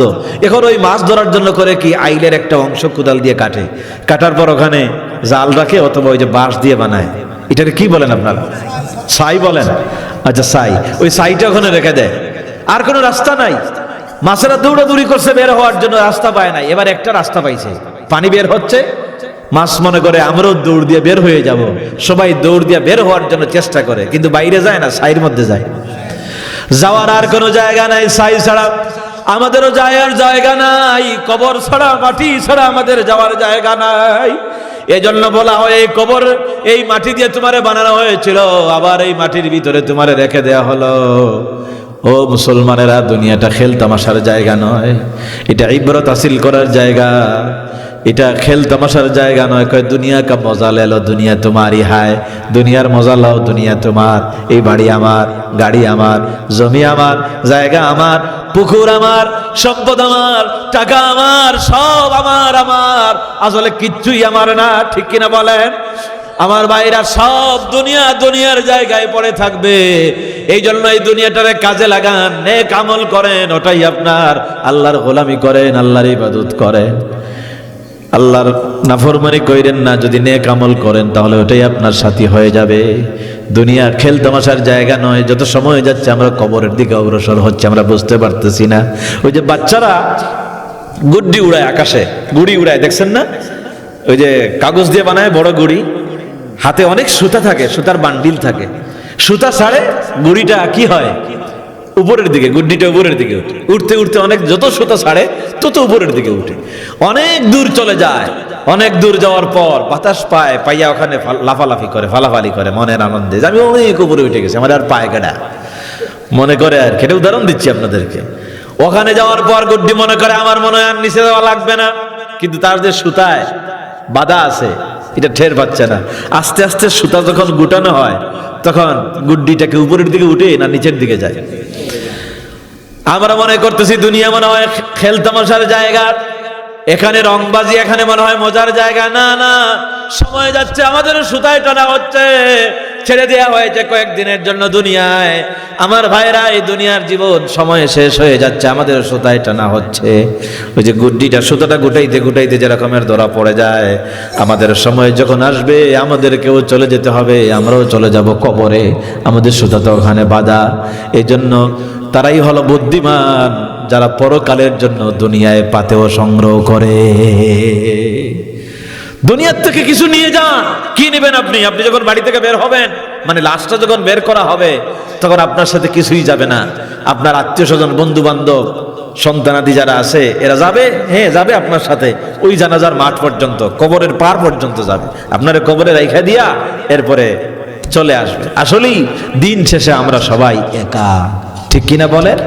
আমরা কি একা? একা আসছি, আবার একাই চলে যেতে হবে। এটা দুনিয়া, নাটকের মঞ্চ, অভিনয়, সবাই অভিনয় করে কিছুদিনের জন্য। আপনি এই পরিবার পরিজনকে ভালো রাখার জন্য কত কিছু করলেন, কিন্তু কেউ কি আপনার সাথী হবে? না না, দিন শেষে সবাই একা একা হয়ে যাব আমরা, একা চলে যেতে হবে কবরে। মানুষ একাকিত্ব এটা বড় আল্লাহর নিয়ামত। একাকিত্ব আল্লাহ সবাইকে দেয় না, আল্লাহ যাদেরকে পছন্দ করে মাঝে মাঝে আল্লাহ তাদেরকে একা বানায়া দেয়, ঠিক কিনা বলে? আল্লাহকে চিনার জন্য, আল্লাহকে বুঝার জন্য আল্লাহ যেন আমরা যাদের একাকিত্ব আল্লাহ মাঝে মাঝে দান করেন, আল্লাহ যেন একাকিত্বটা কাজে লাগাইয়া আমরা যেন আল্লাহর গোলাম হয়ে যেতে পারি, জান্নাতি মানুষ যেন আমরা হয়ে যেতে পারি। আল্লাহ যেন তৌফিক দান করেন, সবাই বলেন আমিন। আপনি কবরের পার পর্যন্ত আপনার আত্মীয় স্বজন, বন্ধু বান্ধব, স্ত্রী পুত্র সন্তানাদি যাবে, আপনার কবরে রাইকা বেক করে চলে আসবে। বিশাল সম্পদ অর্জন করেছিলেন, এই সম্পদ থেকে কিছু দান, চাল, টাকা পয়সা এগুলা গুরুস্থানের কাছে জানাজার সময় নিয়ে যাওয়া হয়। গরিব কিছু মানুষ যায়, এদের মধ্যে বিবন্টন করা হয়, কিন্তু বাকি বিশাল সম্পদের পাহাড় এগুলো তো আপনার দুনিয়ায় রয়ে গেল, এগুলো তো কবরে আপনার সাথে যাবে না। আরেকটা জিনিস হলো আপনার আমল। এই আমলটাও আপনার বাড়ি থেকে বের হয়। ওই দুনিয়ার সম্পদ দুনিয়ায় থেকে গেল, আপনার পরিবার পরিজন, আত্মীয় স্বজন, বন্ধু বান্ধব কেউ আপনার সাথে কবরের ভিতরে গেল না। এরাও থাকলো, সম্পদও থাকলো, পরিবার পরিজনও থাকলো। নেক আমল, আপনি দুনিয়ায় যে আল্লাহর গোলামি করেছিলেন, আল্লাহর বন্দেগী করেছিলেন, নামাজ পড়েছিলেন, কোরআন তেলাওয়াত করেছিলেন, জিকির করেছিলেন, আল্লাহর ইবাদত করেছিলেন, ওই আমলটা আপনারে ফেলাইয়া আসে না, সবাই চলে আসে। আপনার আমল কবর পর্যন্ত আপনার সাথে চলে যায়। সুবহানাল্লাহ। আপনাকে যখন জাগ্রত করা হবে কবরে, আপনি দেখবেন ডান দিকে কে যেন আপনারে পাহারা দেয়। জিজ্ঞেস করবেন কে তুমি? সে বলবে আমি সালাত, আমি তোমার নামাজ। ভয় পাইও না। সুবহানাল্লাহ, কন্যা সুবহানাল্লাহ। নামাজ পড়ার দরকার আছে না নাই? কবরে প্রথমে নামাজের কথা জিজ্ঞেস করা হবে। আউয়ালু মা ইউহাসাবু বিহিল আবদ, বান্দাকে প্রথম জিজ্ঞেস করা হবে as-সালাত, সালাতের কথা। সালাতের জবাব যারা দিতে পারবে, অন্যান্য জবাবগুলো আল্লাহ সহজ করে দিবেন। সুবহানাল্লাহ বলবেন না? এই জন্য সালাত বা নামাজ কখনো পরিত্যাগ করবেন না। আল্লাহ যেন আমাদেরকে নামাজি বানান, আমাদের সন্তানদেরকে আল্লাহ যেন নামাজি বানান। 5 ওয়াক্ত নামাজ জামাতের সাথে আদায় করার তৌফিক আল্লাহ আমাদেরকে দান করো, সবাই বলেন আমিন। বাম দিকে দেখবেন আপনার যাকাত আপনারে পাহারা দেয়, পায়ের কাছে আপনার দান সদকা আপনারে পাহারা দেয়, মাথার কাছে আল্লাহর কালাম কোরআন আপনারে পাহারা দেয়। আপনার নেক আমলগুলো আপনারে বলতে থাকবে আল্লাহর গোলাম, আল্লাহর বান্দি, তুমি ভয় পাইও না। দুনিয়ায় যে নেক আমল করেছিলে, আজকে আমরা তোমারে পাহারা দিব। যতক্ষণ পর্যন্ত তুমি আল্লাহর জান্নাতে না যাবে, ততক্ষণ পর্যন্ত আমরা নেক আমল তোমার সাথে আছি। فمن كان يرجو لقاء ربه فليعمل عملا صالحا ولا يشرك بعبادة ربه أحدا। জোরে কোন আল্লাহু আকবার। যারা আল্লাহর সঙ্গে সাক্ষাৎ লাভ করতে চায়, যে আল্লাহর জন্য আমরা নামাজ পড়ি, বলেন তো সেই আল্লাহরে দেখতে মন চায় না? চায় না? আল্লাহর সাথে আমরা সাক্ষাৎ চাই না? চাই না? আল্লাহর সাথে যদি আপনার সাক্ষাৎ লাভ করতে চাই, আল্লাহর দিদার যদি পেতে চাই, আমাদের উচিত হলো বেশি বেশি করে নেক আমল করা, আল্লাহর গোলামি করা, আল্লাহর ইবাদত করে জীবনটারে সাজানো সুন্দর করা, নেক আমল করাই। নেক আমলই আমাদের সাথে যাবে। আমার ভাইরা, এই দেহটা আসল নয়, মাটির দেহ আবার মাটির সাথে মিশে যাবে। আমাদের দেহের ভিতরে একটা রূহ আছে। বলেন তো শরীরের দাম বেশি না রূহের মর্যাদা বেশি? কার দাম বেশি? রুহের দাম বেশি। আমরা খাবার দেই শরীরের, কিন্তু রুহের খাবার দেই না। প্রতিদিন আমরা যত খাবার খাই, এই যে এখন নতুন আলু খাচ্ছেন না, খুব মজা লাগে। তরি তরকারি, শাকসবজি শীতের দিনে একটু বেশি ভালো লাগে খাইতে। এই সব সবজি, তরি তরকারি এগুলো কোত্থেকে আসে? মাটি থেকে আসে। মাটির খাবার খাইয়া মাটির দেহটা তাজা হয়, সুন্দর হয়। কিন্তু রুহকে আল্লাহ মাটি দিয়ে বানান নাই, এজন্য রুহের খাবারও মাটি থেকে আসে না। রুহ আলমে আরওয়াহ থেকে রুহকে আল্লাহ দিয়েছেন, এজন্য রুহের খাবার উপর থেকে আসছে। রুহের খাবারের নাম হলো কোরআনে কারীম। এই কোরআন উপর থেকে আসছে না নিচ থেকে? বলেন তো কোথা থেকে আসছে? তানজিলুম মির রাব্বিল আলামিন, এটা রবের পক্ষ থেকে নাজিল করা হয়েছে। বাল হুয়া কুরআনুম মাজিদুন ফি লাওহিম মাহফুজ, লাওহে মাহফুজ এটা সংরক্ষিত ছিল। আল্লাহ রাব্বুল আলামিন এই কোরআন উপর থেকে নাজিল করলেন। এই কোরআন হচ্ছে রুহের খোরাক, রুহের খাবারের একটা নাম হলো কোরআনে কারীমের তেলাওয়াত। যখনই সময় পাবেন আল্লাহর কালাম পড়বেন, কারণ আল্লাহ রাব্বুল আলামিন বলেন ওয়া ইযা তুলিয়াত আলাইহিম আয়াতুহু যাদাতুহুম ঈমানা। কোরআনে কারীমের আয়াত তেলাওয়াত করলে ঈমান বাড়ে না কমে? বলেন তো, ঈমান বাড়ায় দেন কে? তাহলে কোরআনে কারীম এটা হলো রুহের খোরাক, রুহের খাবার। কোরআন নিয়ে যদি কবর যাইতে পারেন, কবর তো অন্ধকার, দরজা নাই, জানালা নাই, আলো নাই, বাতি আছে? কোনো আলো বাতি কিচ্ছু নাই, অন্ধকার কবর। অনেক এলাকায় আছে পীর মারা গেলে কবরের উপরে মোমবাতি জ্বালায়, উপরের বাতির আলো নিচে যায়, কেমনে যাবে? দরজা জানালা আছে, যাবে না তো। নিজকে, কবরকে যদি আলোকিত করতে চান তাহলে কোরআন পড়বেন, প্রতিদিন কোরআন পড়েন, কোরআন তেলাওয়াত করেন। কারণ এই কোরআন আপনার জন্য আলো হয়ে যাবে, কবরে আলো দিবে, বাতি হয়ে যাবে। এটা হলো রুহের খোরাক।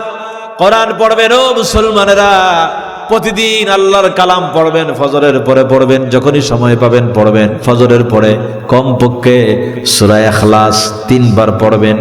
সূরা ইখলাস জানা আছে না? আপনারা বলবেন আমরা তো হাফেজ সব না, আমরা তো হাফেজদের মতো তেলাওয়াত করতে পারি না। যদ্দূর পারেন অদ্দূর পড়েন। এমন কোন মুসলমান নাই যেই মুসলমানের সূরা ইখলাস মুখস্থ নাই।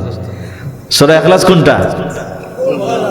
কুল হুয়াল্লাহু, কুল হুয়াল্লাহ সূরা, এটা আমরা জানি, কিন্তু সূরা ইখলাস, সূরা ফাতিহা অনেকে জানে না, কিন্তু আলহামদুলিল্লাহ সূরা বললে সবাই জানে। বাইতুল মুকাররমের আগের খতিব, সাবেক খতিব উবাইদুল হক রাহমাতুল্লাহ আলাইহি, আল্লাহ তার কবরটারে জান্নাতুল ফেরদাউস বানান, সবাই বলে না আমিন। তিনি একবার তার এক মুসল্লিকে বললেন, ভাই প্রতিদিন তো আপনি আমার পিছনে নামাজ পড়েন। বাইতুল মুকাররমে হুজুরের পিছনে সচিবেরা, বড় বড় মন্ত্রীরা এরা নামাজ পড়তো। একদিন বললেন যে একটু দেখি সূরা ফাতিহাটা একটু পড়েন, দেখি আপনার সূরা ফাতিহাটা শুদ্ধ হয় কিনা, ভুল হইলে সংশোধন করে দিব। তখন তিনি বলতেছেন, হুজুর সূরা ফাতিহা এটা তো কোন সূরা বলে এই রকমের কোন সূরা তো শুনি নাই কোনোদিন, কোন সূরার কথা বলতেছেন? তো তিনি বললেন, তুমি নামাজ শুরু করে কোন সূরা দিয়া? বললেন হুজুর এটা তো জানি, এটা তো আলহামদুলিল্লাহ সূরা। মানে আলহামদুলিল্লাহ সূরা জানে, কিন্তু সূরা ফাতিহা জানে না। কিন্তু সূরা ফাতিহা বলেন তো সকলেরই মুখস্থ আছে না নাই? সূরা ইখলাস সকলের মুখস্থ আছে না নাই? এগুলো আমল করব তো ভাই আমরা। সূরা ফাতিহাকে নিসফুল কোরআন, কোরআনের অর্ধেক বলা হয়েছে। সুবহানাল্লাহ বলবেন না? সূরা ফাতিহা একবার পড়লেন 15 পারার সওয়াব আল্লাহ দান করে দিবেন। সূরা ইখলাস যদি একবার পড়েন 10 পারার সওয়াব দান করবেন কে? সূরা ইখলাস, কুল হুয়াল্লাহ সূরা যদি 2 বার পড়েন 20 পারার নেকি সমান নেকি হয়ে যাবে। 3 বার যদি পড়েন, পুরা কোরআন খতম করলে যে সওয়াব পাওয়া যেত, সূরা ইখলাস 3 বার পড়লে খতমের সওয়াব আল্লাহ আমলনামায় দান করে দিবে। পড়ব তো ভাই ইনশাআল্লাহ। ফজরের পরে কমপক্ষে কয়বার? সবাই বলেন, আরো বলেন, আবারও বলেন, আরেকবার বলেন। কোন সূরা? সূরা কয়বার? আবারও বলেন। রাতের বেলা কয়বার? আল্লাহ আমাকে এবং যাদেরকে বললাম, যারা বলল সবাইকে আমল করার তৌফিক দাও। সবাই বলেন আমিন। পড়বেন তো ভাই ইনশাআল্লাহ।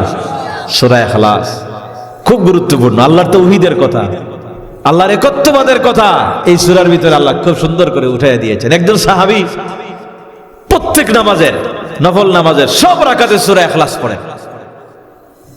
সাহাবারা নবীজির কাছে এসে বলল, ইয়া রাসূলুল্লাহ, আপনার ওই সাহাবী অন্য কোন সূরা পড়ে না, সূরা ফাতিহা পড়ার পর নফল নামাজের সব রাকাতে সূরা ইখলাস পড়ে। নবীজি তারে ডাকলেন আর বললেন, সাহাবীরে, প্রত্যেক নামাজের প্রত্যেক রাকাতে সূরা ইখলাস কেন তুমি তেলাওয়াত করো, অন্য সূরা পড়ো না কেন? তুমি কি আর সূরা জানো না? তিনি বললেন, ইয়া রাসূলুল্লাহ, ইয়া হাবিবাল্লাহ, আমি অন্য সূরাও জানি, কিন্তু সূরা ইখলাস আমার বড় ভালো লাগে, সূরা ইখলাসরে আমি বড় ভালোবাসি, বড় মহব্বত করি। নবীজি বললেন, শোনো সাহাবী, তুমি যে সূরা ইখলাসরে ভালোবাসো, তুমি যে মহব্বত করো, জিবরাইল আমারে শোনায় গেল এই ইখলাসকে মহব্বতের করার কারণে আল্লাহ রাব্বুল আলামিন সূরা ইখলাস দিয়ে তোমারে জান্নাত দিয়ে দিবে। কত গুরুত্বপূর্ণ সূরা, আমরা আমল করি না। পড়বেন ভাই, ডেইলি 10 বার পড়ার জন্য চেষ্টা করবেন, প্রত্যেক দিন পড়বেন। নামাজের সালাম ফিরাইয়া সূরা ইখলাস পড়বেন, আয়াতুল কুরসি পড়বেন, সূরা ফালাক পড়বেন, সূরা নাস পড়বেন। এগুলো মুখস্থ আছে না সকলের? ঘুমাবার সময় সূরা ইখলাস পড়েন, 3 বার পড়বেন, এগুলো আমল করবেন। ঘুমাবার সময় আয়াতুল কুরসি পড়বেন। রাতের বেলা সূরা মুলক পড়বেন এশার পরে। সূরা মুলক 29 পারা শুরু হয়েছে, তাবারাকাল্লাযী বিয়াদিহিল মুলকু ওয়া হুয়া আলা কুল্লি শাইইন কাদির আল্লাযী খালাকাল মাউতা ওয়াল হায়াতা লিয়াবলুয়াকুম আইয়ুকুম আহসানু আমালা ওয়া হুয়াল আজিজুল গফুর। 30টা আয়াত আছে এই সূরার ভিতরে। সূরা মুলক যারা পড়ে রাতের বেলা, আল্লাহর নবী বলেন আল্লাহ রাব্বুল আলামিন কবরে তাদেরকে আযাব দিবেন না। সুবহানাল্লাহ, পড়না সুবহানাল্লাহ।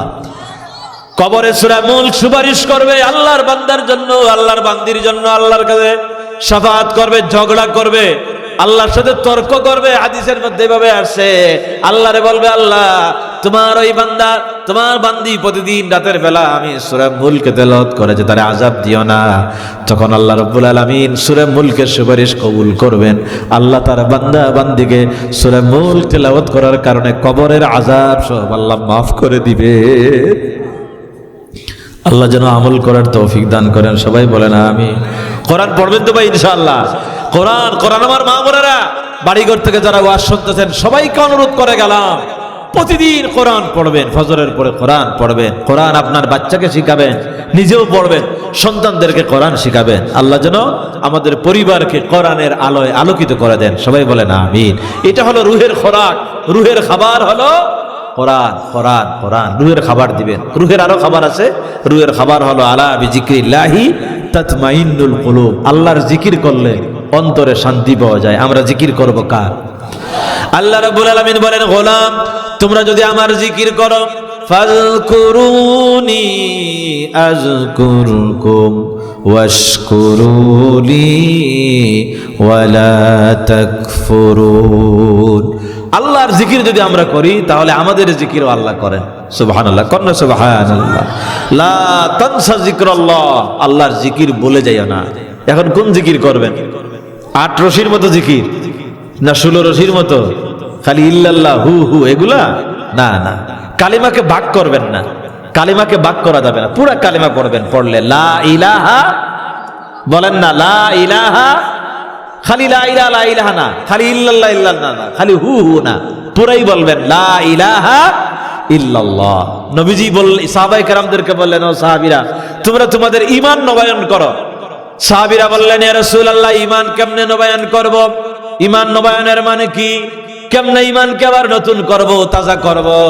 আল্লাহর নবী বললেন, মানুষ যখন গুনাহ করে, অপরাধ বান্দা যখন অপরাধ করে, গুনাহ করে, তখন তার ঈমানের মধ্যে, তার কলবের ভিতরে দাগ পড়ে যায়, ঈমানের মধ্যে কালিমা লেপন হয়। যখন আল্লাহর বান্দা গুনাহ করতে করতে অপরাধী হয়ে যায়, সে যখন ওই মাফ চায় আল্লাহর কাছে আর কালেমা পড়ে, লা ইলাহা ইল্লাল্লাহ পড়ে, তখন আল্লাহ রাব্বুল আলামিন তার সমস্ত গুনাহ মাফ করে দিয়া তার ঈমানকে আল্লাহ আবার নতুন করে দেয়। লা তানসা যিকরাল্লাহ, আল্লাহর জিকির ভুলে যাবেন না।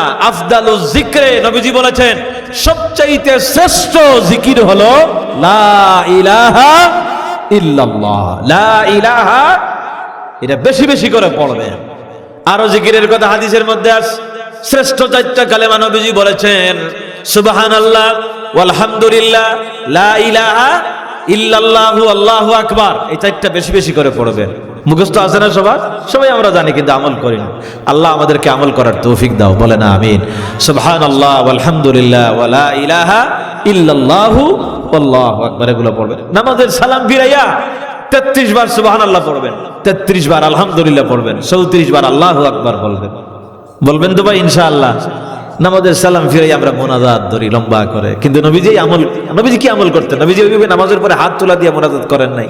নবীজি আমল করেছেন, নামাজের সালাম ফিরাইয়া দোয়া পড়েছেন, আল্লাহুম্মা আনতাস সালাম ওয়া মিনকাস সালাম তাবারাকতা ইয়া যাল জালালি ওয়াল ইকরাম আল্লাহুম্মা আইন্নি আলা যিকরিকা ওয়া শুকরিকা ওয়া হুসনি ইবাদাতিক আল্লাহুম্মা লা মানিয়া লিমা আতাইত। কত সুন্দর দোয়া। আল্লাহুম্মা লা মানিয়া লিমা আতাইত ولا معطي لما منعت ولا ينفع ذا الجد منك الجد لا إله إلا الله وحده لا شريك له له الملك وله الحمد يحيي ويميت وهو على كل شيء قدير। জিকির গুলো নবীজি করতেন। 33 বার সুবহানাল্লাহ, 33 বার আলহামদুলিল্লাহ, 34 বার আল্লাহু আকবার। বুখারী মুসলিমের হাদিস, রাওয়াহুল বুখারী মুত্তাফাকুন আলাইহি। নবীজি বলেছেন নামাজের ফরজ নামাজের সালাম ফিরাইয়া 33 34 34 100 বার যারা আল্লাহর নাম জপে আল্লাহর জিকির করে তাদের আমলের ভিতরে সমুদ্রের ফানা পরিমাণ গুনাহ যদি থাকে সাথে সাথে ওই পরিমাণ গুনাহ আল্লাহ তাআলা আমলনামা থেকে মিটাইয়া দেন। জিকির করবেন আল্লাহ, হর হামেশা আল্লাহর জিকির করবেন, সুবহানাল্লাহ পড়বেন, আলহামদুলিল্লাহ পড়বেন, লা ইলাহা ইল্লাল্লাহ, আল্লাহু আকবার, এগুলো পড়বেন বেশি বেশি করে। আল্লাহ যেন আমাদেরকে আমল করার তৌফিক দান করেন, সবাই বলেন আমিন। সাইয়্যিদুল ইস্তিগফার পড়বেন, আল্লাহুম্মা আনতা রাব্বি লা ইলাহা ইল্লা আনতা খালাকতানি। মুখস্থ আছে না? যাদের মুখস্থ আছে পড়বেন। সাইয়্যিদুল ইস্তিগফার যদি পড়েন সন্ধ্যায়, সাইয়্যিদুল ইস্তিগফার যদি পড়েন সকালে, আপনি যদি ওই দিন মারা যান আল্লাহর নবী বলেছেন নিশ্চিত আল্লাহ রাব্বুল আলামিন তারে জান্নাত দান করে দেন। আল্লাহুম্মা আনতা রাব্বি লা ইলাহা ইল্লা আনতা খালাকতানি ওয়া আনা আবদুক ওয়া আনা আলা আহদিকা ওয়া ওয়া'দিকা মাস্তাতা'ত আউযু বিকা মিন শাররি মা সানা'ত আবু'ু লাকা বিনি'মাতিকা আলাইয়া ওয়া আবু'ু বিযামবি ফাগফির লি ফাইন্নাহু লা ইয়াগফিরুয যুনুবা ইল্লা আনত। আল্লাহ যেন এগুলো আমল করার তৌফিক আমাদেরকে দান করেন, বলেন আমিন। ইস্তিগফার পড়বেন সব সময়, আস্তাগফিরুল্লাহ আস্তাগফিরুল্লাহ পড়বেন। নবীজির কোনো গুনাহ ছিল না, তারপরেও হাদিসের মধ্যে আসছে নবীজি ডেইলি কমপক্ষে 70 বার আল্লাহর কাছে ইস্তিগফার করতেন, কোন সুবহানাল্লাহ। কোন কোন রিওয়ায়াতে আছে নবীজি 100 বারের বেশি ইস্তিগফার করতেন। আমাদের গুনাহ আছে না নাই? বলেন তো, আমাদের ইস্তিগফার করার দরকার আছে না নাই? আমরা যদি ইস্তিগফার পড়ি আমাদের মর্যাদা বাড়ায় দিবেন কে? বেশি বেশি করে ইস্তিগফার পড়বেন ডেইলি কমপক্ষে 100 বার পড়বেন। আস্তাগফিরুল্লাহ ওয়া আতুবু ইলাইহি, আস্তাগফিরুল্লাহ ওয়া আতুবু ইলাইহি, এটা পড়বেন। আরেকটা ইস্তিগফার আছে নবীজি বলেছেন যারা পড়বে আস্তাগফিরুল্লাহ আল্লাযী লা ইলাহা ইল্লা হুয়াল হাইয়ুল কাইয়্যুম ওয়া আতুবু ইলাইহি লা হাওলা ওয়া লা কুওয়াতা ইল্লা বিল্লাহ। এই ইস্তিগফার যারা পড়বে তাদের যত বড় গুনাহ হোক, যুদ্ধের ময়দান থেকে যারা পলায়ে যায়, কত মারাত্মক কবিরা গুনাহ, এই পরিমাণ কবিরা গুনাহ যদি হয়ে যায় এই ইস্তিগফারটা পড়ার সাথে সাথে আল্লাহ কবিরা গুনাহ মাফ করে দেয়। ইস্তিগফার বেশি বেশি করে আল্লাহর কাছে ইস্তিগফার করলে আল্লাহর প্রিয় বান্দা হয়ে যাবেন, মুস্তাজাব দাওয়া হয়ে যাবেন, আল্লাহ তাআলা গুনাহ খাতা সব মাফ করে দিবেন। তাহলে আমরা জিকির করব কার? হর হামেশা আল্লাহর জিকির করব, সকালে আর সন্ধ্যায়, বুকরাতা ওয়া আসিলা। সকালেও আল্লাহর জিকির করবেন, ফজরের নামাজ পড়েই মসজিদে পড়েই দৌড় দিয়া করে দেন না, বসে থাকবেন মসজিদে, বসে বসে আল্লাহর জিকির করেন, কোরআন কারীমের তেলাওয়াত করেন। ফজরের সালাত আদায় হয়ে যাওয়ার পরে, বাংলাদেশে তো ফজরের সালাত দেরি করে পড়ে, সূর্য ওঠা পর্যন্ত অল্প কিছু সময় থাকে। আপনি বসে বসে যদি জিকির করেন, তাসবিহ করেন, সূর্য ওঠার কিছুক্ষণ পর যদি আপনি 2 রাকাত সালাত আদায় করেন, একটা কবুল হজ, কবুল উমরার সমান সব আল্লাহ আমলনামায় দান করে দে। আমার ভাইয়েরা, আল্লাহর জিকির করবেন সকালে আর সন্ধ্যায়। আল্লাহর জিকির এটা হলো রুহের খোরাক। আমি আলোচনা করতেছিলাম, আমরা দেহের খাবার দেই, মজার মজার খাই, কিন্তু রুহেরও খাবার দেওয়ার দরকার আছে, আছে না? ডেইলি 3 বার 4 বার আমরা খাইতেছি, কিন্তু রুহের খাবার আমরা কয়বার দেই? অনুরোধ করব, রুহের খাবার হলো জিকির, রুহের খাবার কোরআনে কারীমের তেলাওয়াত, এগুলো বেশি বেশি করার জন্য চেষ্টা করবেন। তাহলে রুহটা জান্নাতি রুহ হয়ে যাবে। মারা যাওয়ার পর রুহটা জান্নাতে চলে যাবে। পাপিষ্ঠ বান্দা যারা, তাদের রুহটা বের হয়ে যাওয়ার পর ওই রুহটা মাটির দিকে আছাড় মারা হয়। আমাদের পায়ের নিচে জাহান্নাম আছে, সিজ্জিন আছে, ওই সিজ্জিনের মধ্যে পাপিষ্ঠ বান্দার নামটা লিপিবদ্ধ করে রাখা হয়। আল্লাহ আমাদেরকে হেফাজত করুন, সবাই বলেন আমিন। আরো জোরে কোন আমিন। আমার ভাইরা, আমরা দুনিয়া থেকে চলে যাব, দুনিয়া থাকার জায়গা নয়, আমাদেরকে বিদায় করে দেওয়া হবে। কবর থেকে আসল আমাদের জীবন শুরু হয়ে যাবে। দুনিয়ার জীবনটা আমাদের আসল জীবন নয়, পরকাল থেকেই আমাদের আসল জীবন। পরকাল হলো আখিরাতের প্রথম মঞ্জিল, প্রথম ঘাট হলো কবর। আখিরাতের প্রথম ঘাটের নাম কি? বলেন কি? কবর। কবর কবর কারো জন্য হয়ে যাবে জান্নাতের রাউদাতুম মিন রিয়াদিল জান্নাহ। নবীজি বলেছেন এই কবর কারো জন্য জান্নাতের টুকরা, জান্নাতের বাগান হয়ে যাবে। আর কারো জন্য হুফরাতুম মিন হুফারিন নার, নবীজি বলেছেন কারো জন্য জাহান্নামের টুকরা হয়ে যাবে। আল্লাহ আমাদের কবরকে তুমি জান্নাতের টুকরা বানায় দিও, সবাই বলেন আমিন। কবরবাসীর রুহের মাগফিরাতের জন্য এই মাহফিল। আল্লাহ এই কবরবাসীর যারা শাহিদ আছেন কবরে, তাদের কবরকে আজকের মাহফিলের নূর দিয়ে মুনাওয়ার করে দিও। সবাই বলেন আমিন। আল্লাহ আমাদের কবরগুলি, আমরাও যখন কবরে চলে যাব, আমাদের কবরগুলিকেও জান্নাতের টুকরা বানায়া দিও। কবরে যাওয়ার পর 3টা সওয়াল করা হবে। মার রাব্বুকা, তোমার রব কে? বলেন তো আমাদের রব কে? আল্লাহ আমার রব। এই রবই আমার দমে দমে তনু মনে তারই অনুভব। সবসময় সেই রবের কথা স্মরণ করবেন।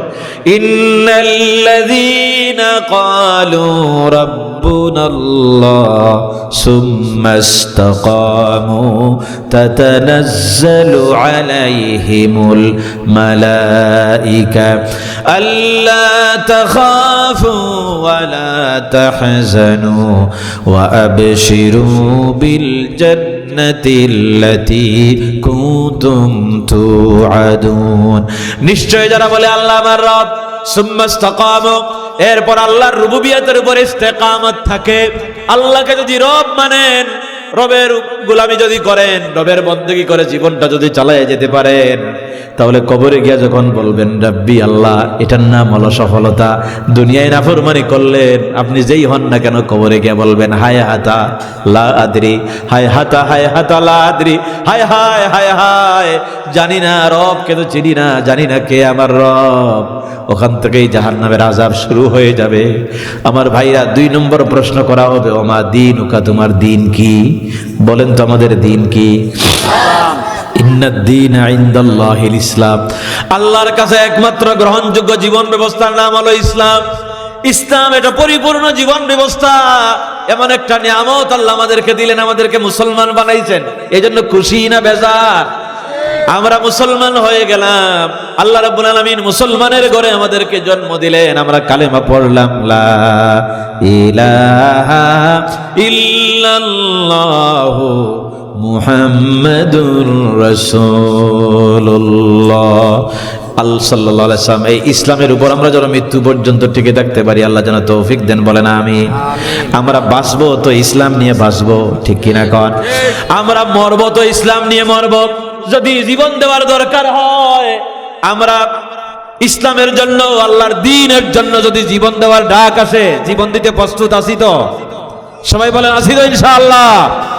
আমরা ঐক্যবদ্ধ হব একটা প্ল্যাটফর্মে, যে আমরা সবাই মুসলমান, আমাদের দ্বীন হলো ইসলাম। ইসলামের জন্য দলাদলি নাই, মতপার্থক্য নাই, সবাই যেন ঐক্যবদ্ধ হয়ে আল্লাহর দ্বীন কায়েমের আন্দোলনে আমরা যেন শরীক হতে পারি। আল্লাহ যেন তৌফিক দান করেন। বলেন আমিন। এই জমিনটা কার? এই জমিনে দ্বীন চলবে কার? আল্লাহর জমিনে আল্লাহর দ্বীন প্রতিষ্ঠা হোক, এটা আমরা চাই না, চাই না। দ্বীন মানে হলো শরিয়া। আমাদের দ্বীন, আমাদের শরিয়া, ইসলাম অনুযায়ী এই দ্বীনটা আমরা ওদের জীবন চালাবো, আমাদের পরিবার চালাবো, আমাদের রাষ্ট্র চালাবো। আমরা অর্ধেক মানবো আর অর্ধেক মানবো না, এই সুবিধা পেতে মুসলমান হওয়া। আল্লাহ বলেছে উদখুলু ফিস সিলমি কাফা, ইসলামের মধ্যে পরিপূর্ণ রূপে প্রবেশ করো। ওই নেতার অনুসারী হন যেই নেতা নিজেও দ্বীন মানে, তার কর্মীদেরকেও দ্বীনের অনুসারী বানায়। সে নিজেও নামাজ পড়ে, কর্মীদেরকে নামাজের কথা বানায়। খালি জুয়ার উঠলো নেতা, অমুক বড় নেতা, এর পিছনে যুবকেরা দৌড়ায়, যুবক ও যাবে জাহান্নামে, তোমারেও জাহান্নামে নিয়ে যাবে।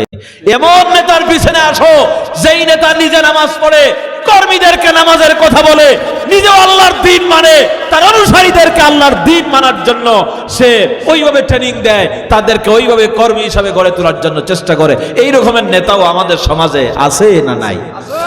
তাদের অনুসারী হয়ে যেতে হবে যারা আল্লাহর দ্বীন এই জমিনে কায়েম করতে চায়। যদি আপনি তাদের অনুসারী হন, তাহলে কবরে যাওয়ার পর বলবেন দ্বীন আল ইসলাম। দুনিয়ায় আমরা ইসলামের দ্বীন মানছি, আর অর্ধেক মানলাম আর অর্ধেক মানলাম না। এই সুবিধাবাদ জিন্দাবাদে মুসলমান হওয়া যায় না। মুসলমানের দেশ, 92% মুসলমান এই দেশে বাস করে। এই 92% মুসলমানের দেশে ইসলাম দিয়া রাষ্ট্রটা চলুক, এটা আমরা চাই না, চাই না? নাকি ভয় পান আপনারা? সাহসিকতার সাথে ময়দানে ঝাঁপিয়ে পড়তে হবে। জীবন যদি দেওয়ার দরকার হয়, জীবন দিয়ে দিতে হবে আল্লাহর দ্বীনের জন্য, ইসলামের জন্য, কোরআনের জন্য। যদি রক্ত দেওয়া দরকার হয়, উসমান হাদির মতো যদি শহীদ হতে হয়, এই জমিনকে আমরা জালেমের হাতে ছেড়ে দেব না, ইসলামের জমিন আমরা বানাবো ইনশাআল্লাহ। তাকবীর, নারায়ে তাকবীর। আল কোরআনের হাদিসের আলম, সংসদে জালম, নারায়ে তাকবীর। আমাদের সংসদটা ইসলাম অনুযায়ী, কোরআন অনুযায়ী চলুক, এটা আমরা চাই না? ঐক্যবদ্ধ হয়ে যেতে হবে মুসলমানদেরকে। আজ মুসলমানদের সবচাইতে বেশি জরুরি হলো ঐক্য, ঠিক কিনা বলেন?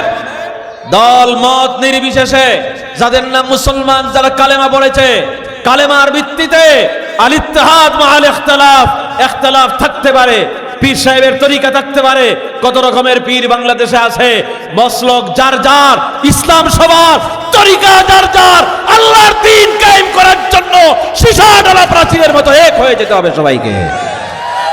আপনারা প্রস্তুত আছেন তো ভাই? ইনশাআল্লাহ। আল্লাহ আমাদের সবাইকে ঐক্যবদ্ধ হওয়ার তৌফিক দান করেন, সবাই বলেন আমিন। আল্লাহ রাব্বুল আলামিন কোরআনে ঐক্যবদ্ধ হওয়ার জন্য নির্দেশ করেছেন। আল্লাহ রাব্বুল আলামিন বলেন, ওয়াতিউল্লাহ ওয়া রাসূলাহু ওয়া লা তানাযাউ ফাতাফশালু ওয়া তাযহাবা রিহুকুম। আল্লাহ বলেন, যদি তোমরা আল্লাহ রাসূলের অনুগত্য করো, ওয়া লা তানাযাউ, আর তোমরা ঝগড়া করো না, তোমরা ফাসাদ করো না, ফিতনা সৃষ্টি করো না, ফাতাফশালু ওয়া তাযহাবা রিহুকুম, তোমরা যদি মতপার্থক্য করো, তোমরা যদি অনৈক্য তোমাদের ভিতরে হয়, একদল এই মুসলমানদের সাথে, আরেক দল ওই মুনাফিকদের সাথে, ফাসিকদের সাথে, যারা ইসলাম চায় না তাদের সাথে যদি তোমরা চলে যাও, যদি মুসলমানদের ঐক্য বিনষ্ট হয়, যদি ঐক্য নষ্ট হয়ে যায়, আল্লাহ বলেছেন তাহলে তোমরা দুর্বল হয়ে যাবে। যদি ঐক্য নষ্ট হয় তাহলে আমরা কি হব?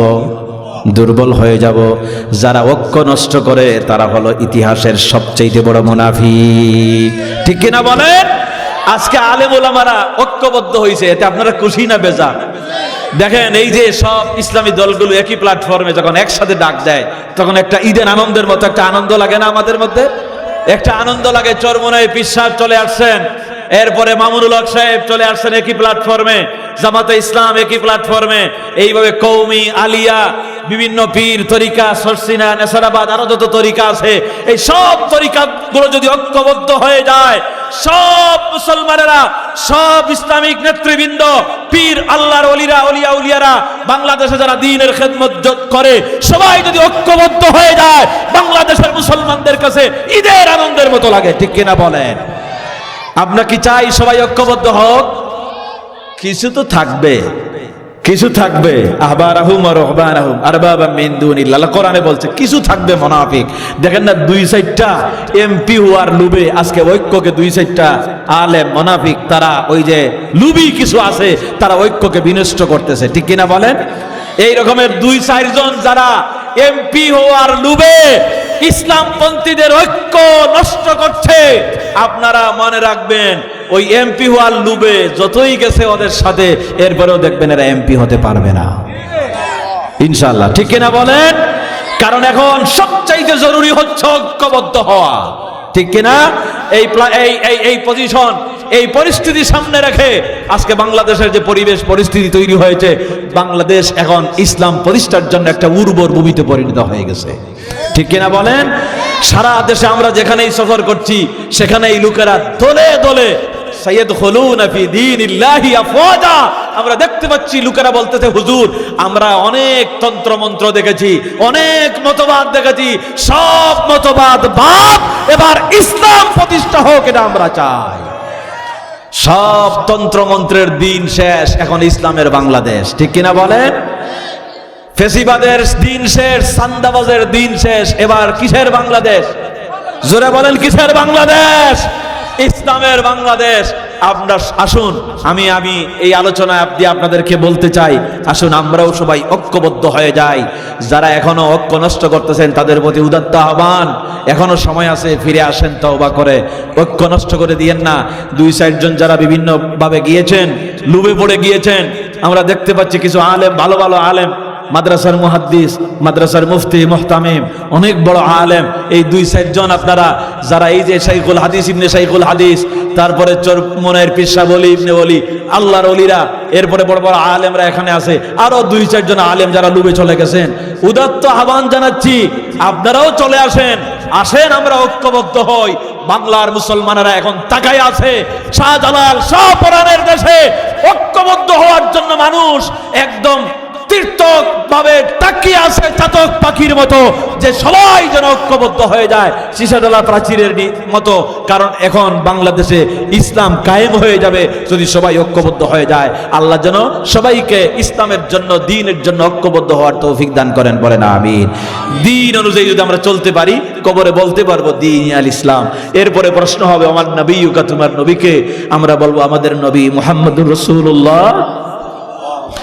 আমার ভাইয়েরা, কবরের 3টা সওয়ালের জবাব যখন দিতে পারবেন, তখন বলা হবে ঘুমিয়ে থাকো দুলামিয়া, যেমন বাসর রাতে ঘুমায় যায়, নাম কানাউমুল আরুস, আরুস যেরকমের ঘুমায় যায়, বাসর রাতে আরামের ঘুম ঘুমায়, ওইভাবে ঘুমায় থাকো, সে কবরটা জান্নাতের টুকরা হয়ে যাবে। আল্লাহ বলবেন আমার বান্দা, আমার বান্দি, তার দুনিয়ার জীবন সফল হয়েছিল, আজকে চলে আসছে কবরে, আখিরাতের প্রথম মঞ্জিলে চলে আসছে। আমার বান্দা বান্দির কবর আর জান্নাতের মধ্যে সুড়ঙ্গ তৈরি করে দাও, যতদিন পর্যন্ত কবরে শায়িত থাকে জান্নাতের সব নাজ নিয়ামত যেন উপভোগ করতে পারে। সুবহানাল্লাহ। আল্লাহ তাআলা যেন আমাদেরকে কবরের সামানা জোগাড় করার তৌফিক দান করেন, সবাই বলেন আমিন। বন্ধুগণ, বছর শেষ হয়ে যাচ্ছে, আজকে কয় তারিখ? 27 তারিখ।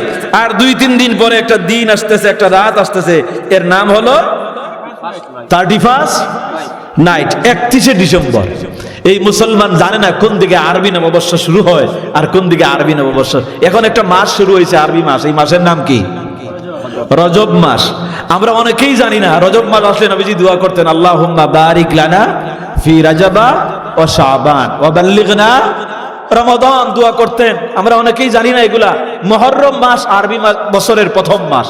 মুহররম মাস আসলে কেউ মেসেজ দেয় না হ্যাপি নিউ ইয়ার, কিন্তু ইংরেজি মাস যখন শুরু হয় তখন হ্যাপি নিউ ইয়ার মোবাইলে মেসেজ, ফেসবুকে, ইউটিউবে, টিকটকে সব গরম হয়ে যায়, ঠিক কিনা কন? অথচ মুসলমানদের ওইটা জানা, এটা তো খ্রিস্টানদের। এই যে 25শে ডিসেম্বর গেল, এই যে 31শে নাইট আসতেছে, রাত 11:59 ঢাকা শহর কিয়ামত হয়ে যাবে। আতশবাজি ফুটানো হবে, গরম করা হবে বিভিন্ন শহরে বন্দরে। ছেলেরা মেয়েরা রাতের বেলা তারা অশ্লীলতা বেহায়াপনা দিয়া, বাংলাদেশ মুসলমানদের দেশ, এরপরে 31st নাইট দিয়া এই দেশটারে অপবিত্র করে দিবে। আমাদের কলেজ বিশ্ববিদ্যালয় এগুলা সারা রাত আমাদের তরুণ তরুণীরা, আমাদের ছেলেরা মেয়েরা তারা এইভাবে নৃত্য করবে, তারা এইভাবে খ্রিস্টানদের এই সংস্কৃতি তারা পালন করবে। অথচ এটা মুসলমানদের দেশ। এই মুসলমানদের দেশে আমি যুবকদেরকে বলবো, ও যুবকেরা, যুবকদের অবদান ইসলামে বেশি না কম? কারা খারাপ কাজ করেও? কারা? যুবকেরা। এই যুবকেরা দেখেন তো, এই জালেমরে বিদায় করার জন্য এটা কোনো দলের কৃতিত্ব না, এটা বিএনপি জামাতে ইসলাম আর ওই বড় বড় দলের কৃতিত্ব না। এই কৃতিত্ব হলো আমার আবাবিল পাখিদের, আমার দামাল ছেলেদের, আমার উসমান হাদিদের, ঠিক কিনা বলেন? এই উসমান হাদিরা জেগে উঠেছে, নারায়ে তাকবীর, আল্লাহু আকবার ডাক দিয়ে ময়দানে নেমে এসেছে।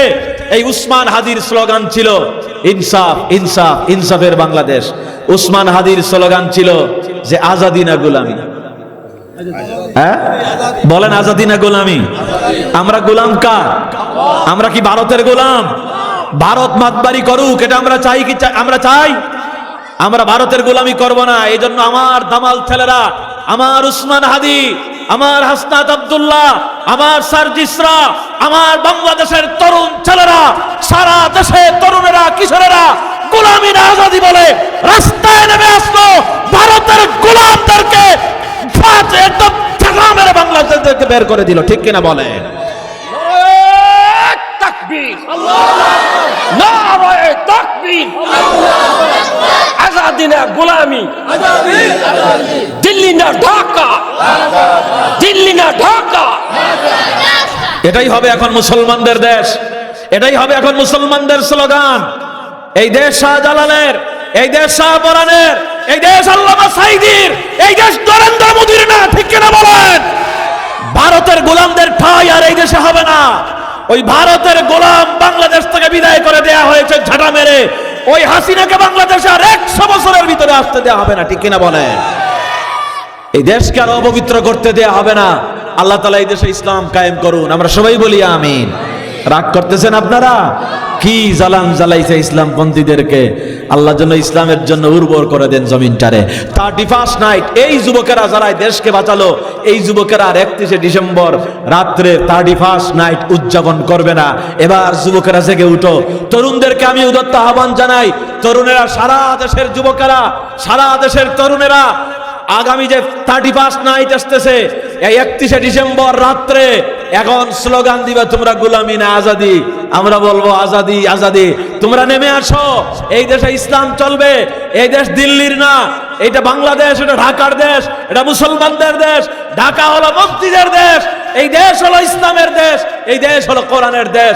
31 নাইটকে আমরা ওইভাবে দিল্লির গোলামদেরকে আমরা যেভাবে বিদায় করেছি, 31 নাইটকেও আমরা এই দেশ থেকে বিদায় করব। আল্লাহ আমাদের সবাইকে ঐক্যবদ্ধ হওয়ার তৌফিক দান করুন। সবাই বলেন আমিন। পীর সাহেব হুজুর আসছেন, আপনাদের সামনে আলোচনা করবেন, মোনাজাত করবেন। আমি যে আলোচনাগুলো করলাম এগুলো আমার নিজের জন্য করেছি, আপনাদের জন্য করেছি। আল্লাহ তাআলা আমাদের সবাইকে আমল করার তৌফিক দান করুন, বলেন আমিন। আল্লামা আব্দুল হাকিম দৌলতী রহমতুল্লাহ আলাইহি ফাউন্ডেশন, আমার ভাই মাওলানা কাশেম দৌলতী মাদ্দাজিল্লাহুল আলী, উনি আপনাদের এলাকার কৃতি সন্তান, অনেক জায়গায় কোরআনের দাওয়াত নিয়ে যায়।